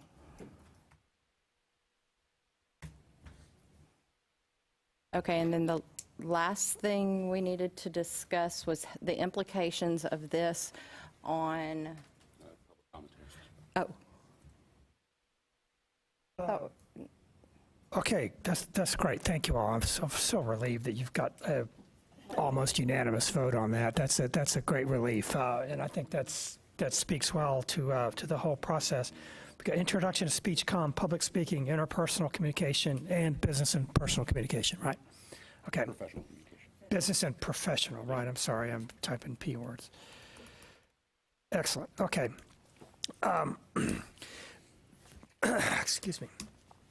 What we need to decide on is, now that we know what the field of study will be, we need to say conclusively what we want it to apply to, what we do not want it to apply to. As I said before, radio and television has already done their field of study. Journalism will do theirs in the coming weeks. We have, under the CIP code of 0901, let me just pull this up for you.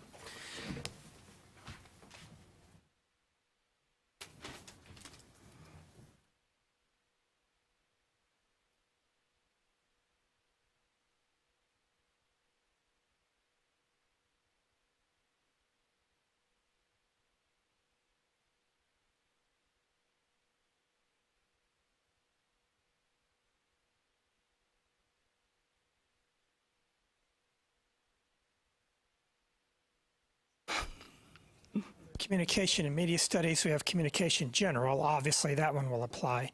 Speech, communication, and rhetoric, mass comm, media studies, communication and media studies. We can skip journalism, we can skip radio and TV. Public relations, advertising, and applied communication. We can skip publishing, by the way. These are the ones that concern me most, and also mass comm. So we need to be clear on which ones of these would not apply to our field of study as we have it. So can we start up here with these? Are there any in this CIP code that would not apply for this field of study? hold on one second. Where's that?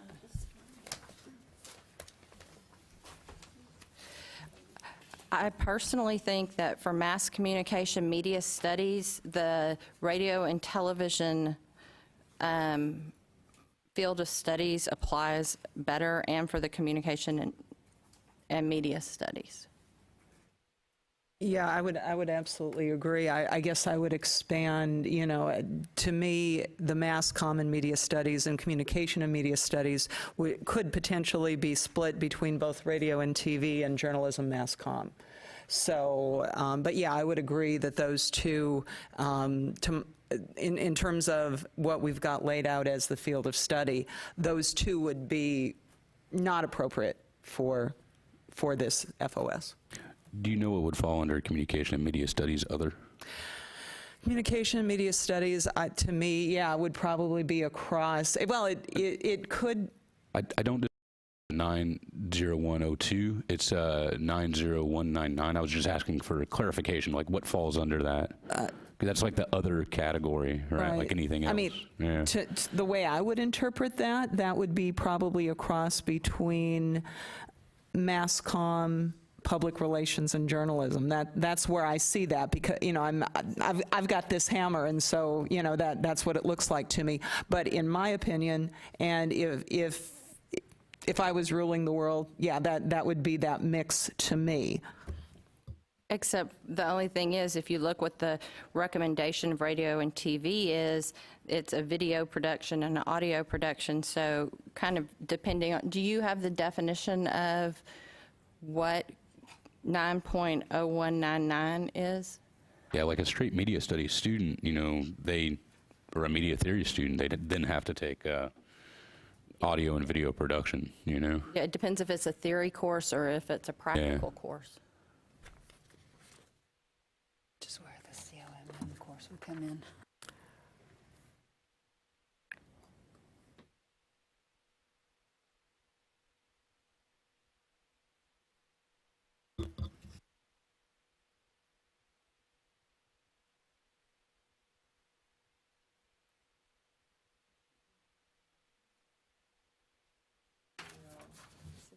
is the one that's... Yes, isn't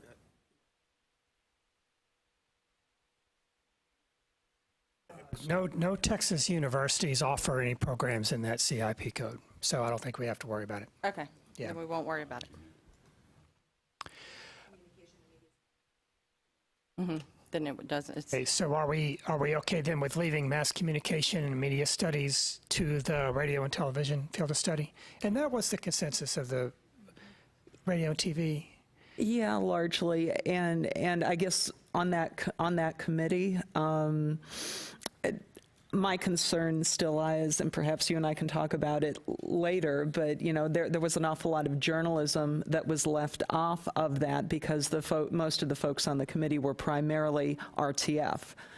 And so from that standpoint, though, yeah, for mass communication media studies, there has to be a mass media component, and mass media is not just a matter of the technology. It is a matter of how everything works together and functions and kind of gets consumed in this big media thing that we're involved in. Right.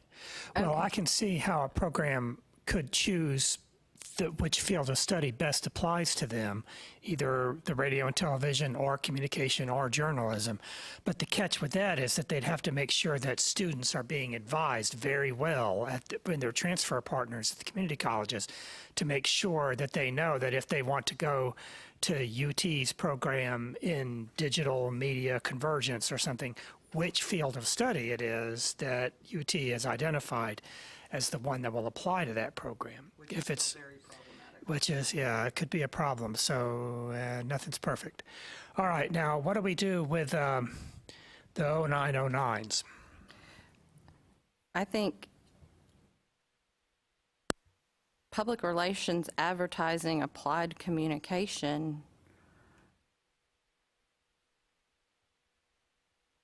Does anyone have anything like that in their Department of Communication? Well, we teach public relations and advertising classes, and actually my background includes both journalism and public relations. My master's discipline was public relations. And to me, again, this is my hammer, that's my nail. To me, public relations and journalism are almost inextricably linked, although I know I have people on this table who disagree with me there. But public relations and journalism, to me, is just hand in glove. Yeah, for example, at SFA, the mass media program handles the public relations advertising. They have a track within their program. I think that's how Sam Houston also does it. Okay, so then 0900 should be radio TV. Well, and not necessarily radio and TV, because radio and well, It shouldn't be us. It's not us. no, Don't worry about it. yeah. Well, can I?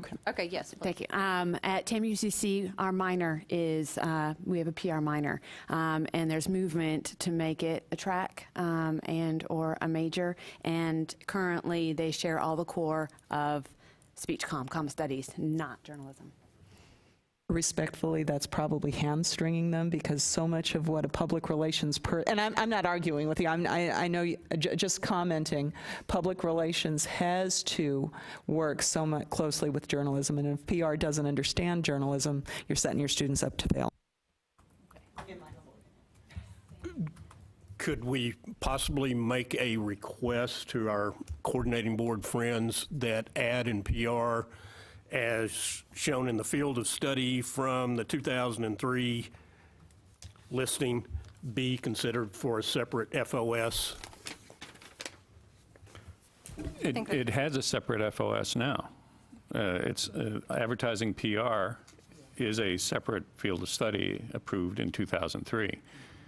And that the chart shows how a student who's interested in either PR or advertising takes one or the other, along with the Intro to Mass Comm, and then some hands-on classes. It was my understanding yesterday from our coordinating board leader that they were not currently planning on convening the ad and PR FOS. That's why I raised it. Which means that the FOS from 2003 is still in effect. Yes. Well, that's a good point. I never thought of it that way, because what we're doing here today will replace entirely that communications field of study. That'll be null and void when this one goes into effect, which means the existing field of study for advertising and PR will go out of effect along with it. So they'll be without a field of study when we get this one approved. That's pretty serious. Right. So, and what is, well, I guess it would go out of effect, yeah? I don't see why not, since that was the communications. Well, study. but I'm looking at the chart, and I'm seeing general communication that we've been debating and discussing as one of the sub-areas. We've always operated, or I should say, I've operated for the past 15 years with the idea that there was a communication field of study with 4 sub-areas. And we were just now, what I thought we were doing these past 2 days was debating the 4th sub-area, Correct. not replacing the field, because the radio TV is still operating as a sub-area. Journalism, mass comm is not being addressed at this point. And I thought advertising PR was separate. Are you, Alan, are you suggesting that if we pass this, I mean, there's no way that I can see that 4 speech classes would have any impact whatsoever on radio, TV, journalism, or advertising PR. You're here. Yeah, I think that we could certainly have a separate field of study committee like this one drawn up for advertising and PR and have them create their own field of study.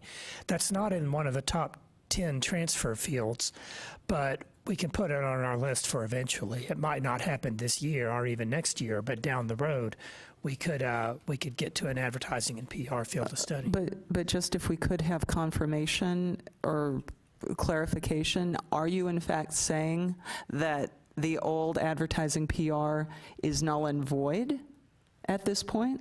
That would distress me greatly. Clarification on that. I'll talk to my superiors about that, and we'll get a decision on that, because there's 4 branches of the existing communications field of study, and we will have separate committees to replace 3 of the 4. We have a separate committee for radio, television, separate for journalism, separate for general communication, and that leaves advertising and PR hanging. So when does the old field of study go out of effect just for or stay in effect just for advertising and PR? I don't really know. I can see how it could stay in effect until it's replaced with something else, or perhaps the communications general umbrella field of study is replaced by the one we made today. And so I'm not sure. I'll have to double check on that. That's an excellent question. I would oppose that, because if it's going to include these other areas, then the mass comm class should be part of it. My understanding was we were talking about human communication, the generalist, and if we're doing more than that, then the intro to mass media was thrown out without the proper consideration that it would take in these other areas. Well, it would seem kind of balanced to me to do what Tom suggested, that if we have separate committees for 3 of these 4 branches, that we make sense to have a separate committee for the 4th of those 4 branches. And I'm certainly not comfortable with having the journalism people pick the field of study for advertising any more than I would be comfortable with the advertising people picking the field of study for journalism. No, and absolutely, and I would agree with that. And when I talk about a link that has, no, I'm not saying at all that journalism should rule public relations and advertising. That's not what I'm saying at all. Yeah. Just for clarification, since this is being recorded, just confirm that ad and PR are not covered by this general communication field of study at this point until some lawyer gets a hold of it, and then I'll bring my own. The note on the 2003 document specifies that each sub-area constitutes a discrete field of study curriculum, and it says it on the document.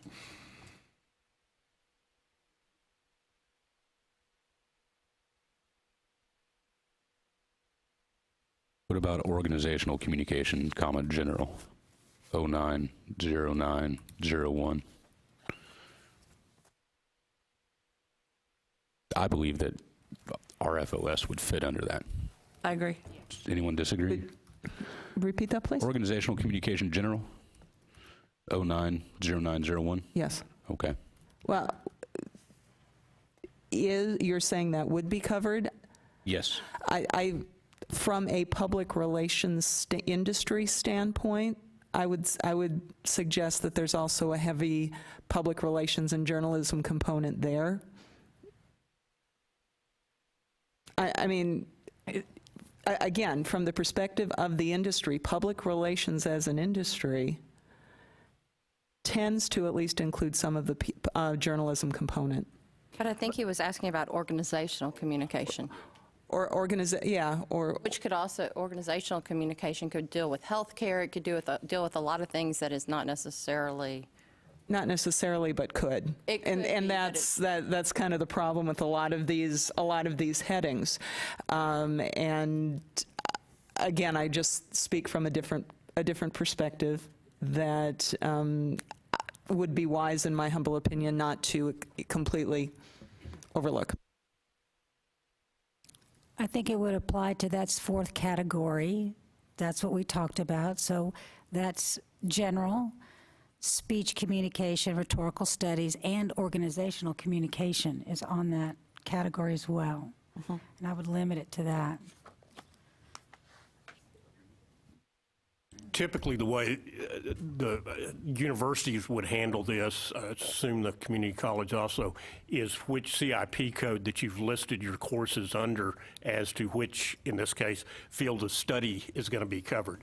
So it's not real fun to change a CIP code for your courses. It can be done if your university or institution didn't like what was going on.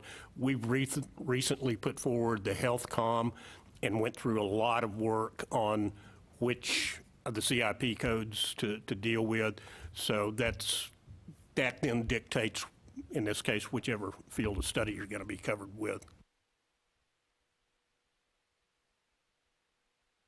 So what's the consensus on organizational communication?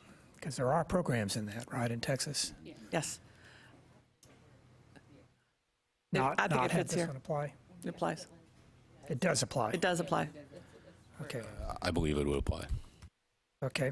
Thank you. What about and public relations, image management would fall under public relations advertising, I'm assuming. Okay. Advertising, same thing. Political communication. It would apply. I believe it would apply. But a lot of senior White House communications directors don't just have, or also have journalism and public relations backgrounds. I mean, if you look at, well, those White House senior communicators, they're PR people and journalists, typically. Yeah, I think we're trying to make it as clear as possible. We're not saying it falls under for everybody, and that's why we have minors also at the four-year university to go hand in hand with that goal. A point of clarification, if we as a committee identify, for example, political communication, the 0904 as falling under this newly revised general communication field of study, as a clarification, does that mean that an institution is then prevented from applying the advertising PR field of study to political communication? Is it possible for the codes to fall under more than one field of study?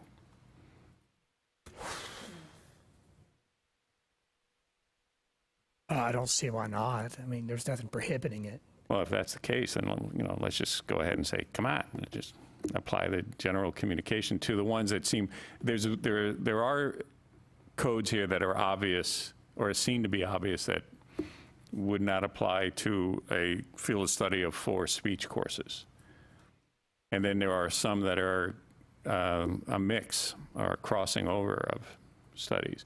My only concern at this point is that if we identify the particular codes that this newly revised general communication field of study applies to, that then blocks those codes from falling under the other fields of study that cross over. I don't think I was clear on that, which is part of the challenge here. How come there's so many codes? Well, this is a national thing. This isn't just Texas. This is a national organization that standardizes CIP codes. Some of them are kind of laughably out of date. Some of them obviously overlap, but for better or for worse, it helps us compare apples to apples. When we do like the chart that you had up on the screen, different institutions may have different course titles, but if they have the same CIP code, we know that it's essentially the same thing, so we can collectively aggregate the enrollments and course offerings and things like that across institutions. Of course, Texas may not have separate standalone bachelor's degree programs in all of these fields. I can look it up for you if you like, but I don't think we have any BA programs in sports communication, do we? It would be A&M that would have one if they're... We have a class, we don't have it as a major yet. Okay, so can we just whip through these one by one? Political communication, would that Yes. apply? Yes. Organizational communication, it does apply. Yes, Health communication, yes, sports communication, yes, international communication, yes. technical and scientific. Yes. Less enthusiastic, yes. The reason why I'm a yes on technical and scientific is I can't think of any other FOS that currently meets that. You know, advertising, journalism, right? Public relations don't quite fit that, as well as the general. You know, now I understand that, you know, the scientific journalism is actually a growing class in many universities, but of the existing FOSs, I can't think of one that like best fits that. I would second that because we have a technical communication program and working on a master's. Well, we have a master's in technical comm as well. Does most of that differentiation into technical comm happen at the upper division? I mean, as far as the lower division requirements, would they be the same? They're the same. Okay, They're so the same. this- And they go, and so at the upper division, it becomes specialized. Okay. Yeah, I would imagine that would be the case for any or all of these, that it's really at the upper division where the action happens of where these things get separated out. Okay, great. That's a big help. Okay, thank you. Anything, this is a silly question, but anything not on this CIP code 09 that would apply to this field of study? Are there any other communications-oriented fields? How are we handling media communication? Or is that? Media communication. Well, media said, I guess this is in word semantics, but it would be, okay. Yeah. To me, media studies falls more in the mass comm, journalism, public relations, advertising aspect, respectfully. To me. Yeah, I see it as One a voice. division of communication studies as well, so that's what I was asking. Okay. Okay, super. Well, then is that essentially then that's mostly what we've got to do, right? Okay, great. Let me tell you now what happens next. Okay, what happens next is I write this up in a standard format, and this goes out for public comment. This will probably, what is today, Tuesday? It will maybe go out this week, maybe early next week. It has to get routed internally first. It will go out as a memo that gets addressed to all university and college presidents, CAOs, CIOs, provosts, coordinating board liaisons. Hopefully the coordinating board liaisons and the provosts will make sure that this gets sent to the appropriate department chairs and the appropriate colleges. I hope that happens. That's the liaison's job to make sure that the right people get this. Hopefully this is a great item to come up for the next department meeting. Okay, I hope you will bring it to your next department meeting and encourage your sister institutions to do the same, to talk it over with the faculty and see how this goes over with the faculty. Hopefully institutions will respond to us as institutions. I would rather have a department at a university respond collectively to here's what our department thinks, rather than to have 5 or 6 individuals in that department all saying similar things or nursing a private grudge about something. You know, I've taught this course, don't mess with my course, I know the way I want to do it. We're less interested in that than we are in what the institution says. Here's how we would be able to accommodate this field of study, or here's where this is going to cause major problems for us. So we will get, in the next 30 days, responses. For non-controversial ones, I've gotten as few as 2 public responses. For really controversial ones, I've gotten as many as 50. So, 40 with some duplication. It just depends. So I don't know. I think this one is going to be medium controversial based on just the tenor of our conversation here. I think we're going to get some feedback and some pushback. There are going to be some people that aren't going to like business and professional. They're going to people that are going to say, "Where is my introduction to mass comm?" You know, I think we can predict those questions. They might also pull something else entirely out of left field that we may not have even thought about. And that's the purpose of the public comments. So what will happen is I will get the public comments, I will compile them all into a single document, a Word document. I will then ask our co-chairs, based on the number and nature of the public comments, if they think that it merits us coming all the way back to Austin to discuss them in person. If there are many comments that are very substantive in nature, that might be the most appropriate thing to do. I'll talk that over with coordinating board administrators too. We don't do that lightly. We do not ask you to take the time and your institutions to spend the money to send you back to Austin unless we really think it's important. Otherwise, I will put it into a kind of ballot. I will summarize, I will put after each public comment a kind of yes or no question. Yes, do you agree that we should add intro to mass communication? Yes or no?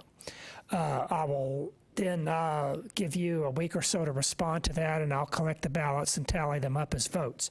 And if we decide to do some big radical change to the field of study, for example, add a new course to the ACGM, and by the way, that has happened. In public comments, we've had public comments say, we need a new course in X, and the committee agreed, and we had to come back to Austin to talk about how that would work. So all kinds of strange things can happen. When you respond to the public comments, let me just give you a piece of advice. You can do whatever you want, okay? But my advice to you is to try not to forget the hard work that you've done today and yesterday to already air out these issues and talk about them and weigh the pros and cons, which you have done very thoroughly. Okay, and to not necessarily reinvent the wheel when you get to the public comments. For example, if you individually think that we should have included intro to mass comm, that's fine, but the committee talked about it and decided that that's probably not the best thing to do. So when we get that public comment saying, I think you should add mass comm, you have a choice. You can respond if you really feel like the person made a great point and it really made you reconsider your vote, and you really think that this needs to be redone by the committee, then of course go ahead and vote you agree. But otherwise, since the committee already decided what it collectively thinks about that question, consider responding to the public comments as the committee and the voice of the committee. You see what I mean? So hopefully that will smooth the process of the public comments, because I have to summarize the committee's responses to the public comments in the agenda item that goes before the full board. And it's helpful if I have some sense of what the committee collectively decided to do. So when I respond to that public comment, I'm going to have to say, the committee discussed this thoroughly and felt that introduction to mass communications is best left to the journalism, mass comm, other fields, that the committee felt like introduction to speech communication covers much of the same course content, but from the perspective of general communication. And I'll word it in such a way, right? So that's the next thing that happens. After that, then it goes to the Committee on Academic and Workforce Success. Let's see, this is September. It won't go to December, January, so it will go to the March cause meeting and the April board meeting. And if it is approved there for the final field of study, then it would go into effect in fall 2020, because we have to give institutions a full academic year to make adjustments in their curriculum, to make changes in their course catalogs, which is a big deal. And of course, any course offering arrangements that have to happen in that. Of course, institutions can go ahead and start offering these courses and effectively making the field of study happen, but it won't officially go into effect until the next academic year. So it's not impossible that we could come back to Austin to discuss public comments. It's not impossible that we could reconvene this committee in 1 or 2 more years. If the field of study is showing problems or we're getting a lot of pushback from institutions, if you think that the committee should meet again because of problems that you see going on the ground, then let me know. And I'll talk about that with the coordinating board administrators and our co-chairs, and we have every right to bring this committee back as often as this committee thinks it should meet. That's not my decision, it's your decision.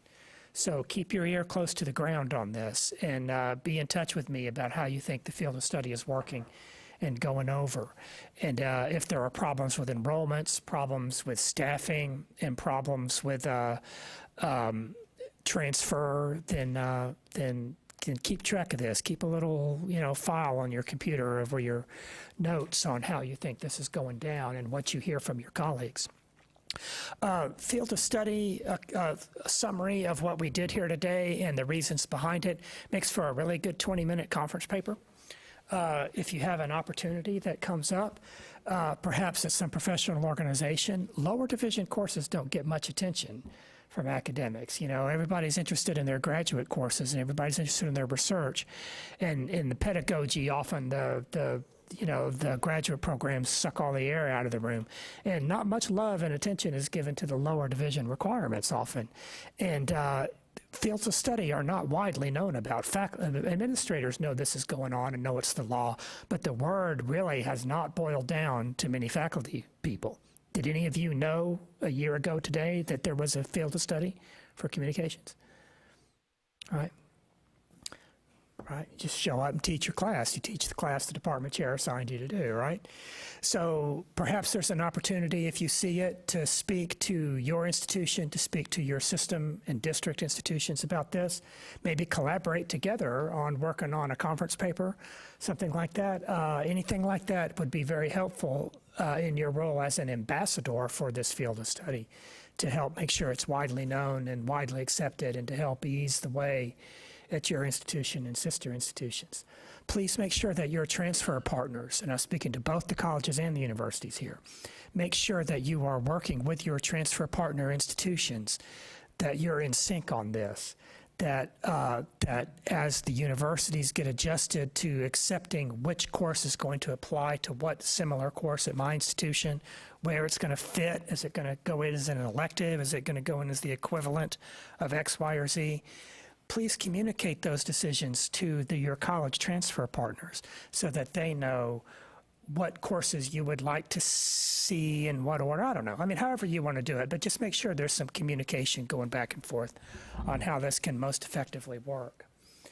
And short of that, any other points from our co-chairs or anything else that the committee would like to bring forward for the good of the committee? I'd like to thank everybody for their great ideas and their really hard work. I know it's been difficult, but I really appreciate the variety of views and perspectives that everybody's brought to the table today and yesterday. We have one other motion that I need someone to make. I can't make it because I'm not a member of the committee.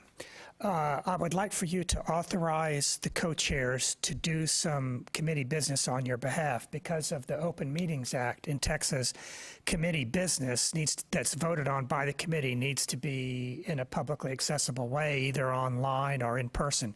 And we don't want to bring you all the way back to Austin to vote on approving the minutes, right? That would be craziness. So I would like for you to create a motion to authorize the co-chairs to approve the minutes and to deal with any other committee-related business relating to the approval process of the field of study on your behalf. And of course, when I do the minutes, I'll send them to you for your edits, and I'll compile those edits. But in terms of finally approving them or anything like that, for example, if you're going to write a little text about the recommendation to the Learning Objectives Committee for Speech about the justification for the title change, that's something you can authorize our co-chairs to do on behalf of the committee. I'll edit it, I'll send you the text, and once you've okayed it, but let them be the ones to have the authority to give the final go-ahead so that we're complying with open meetings laws. So can someone make a motion to that effect? We authorize the co-chairs to deal with any other committee-related business on our behalf and to approve the minutes. Excellent. Okay. All in favor? Much obliged. Okay. Okay, well then, yes? I just had a question about how long the public comment period lasted. It's just 30 days by law. 30 days, Yeah, so it'll be 30 days on the dot, and then we'll close it after that. Sometimes other comments trickle in, and, you know, if I'm still working on it, I'll let a few in slide in late, but sometimes we have to draw the line on it. Okay. All right, well then. Did you say that the radio TV one was still open for another week? It closes sometime this week, I think tomorrow. Oh, Is the, I Too think, is the deadline for the public comments on radio and TV. If not, then pretty soon after that.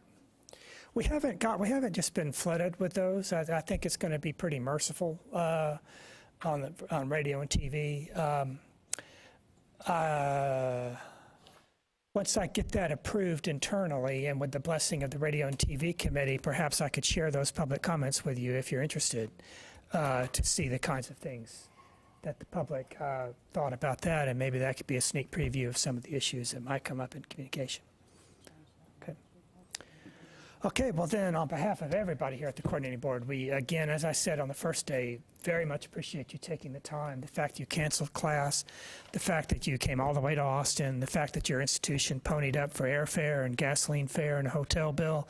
This is so much appreciated by the Coordinating Board. We want these fields of study to be generated by faculty. We don't want to do it. The staff here at the Coordinating Board does not want to determine these things from, you know, on high here at the Coordinating Board with non-experts in the field. It's so important to us that it is faculty from colleges and universities, from full professors to adjuncts, getting together in the same room to talk about what works for these fields of study. And we could not do this without all of your expertise and time and energy. So thank you again on behalf of all of us. So thanks, and safe travels back home. Okay? Do we need a movement for adjournment? We do have to make a motion to adjourn. I move that we adjourn this meeting. All in favor? All in favor, please rise. Okay, thank you.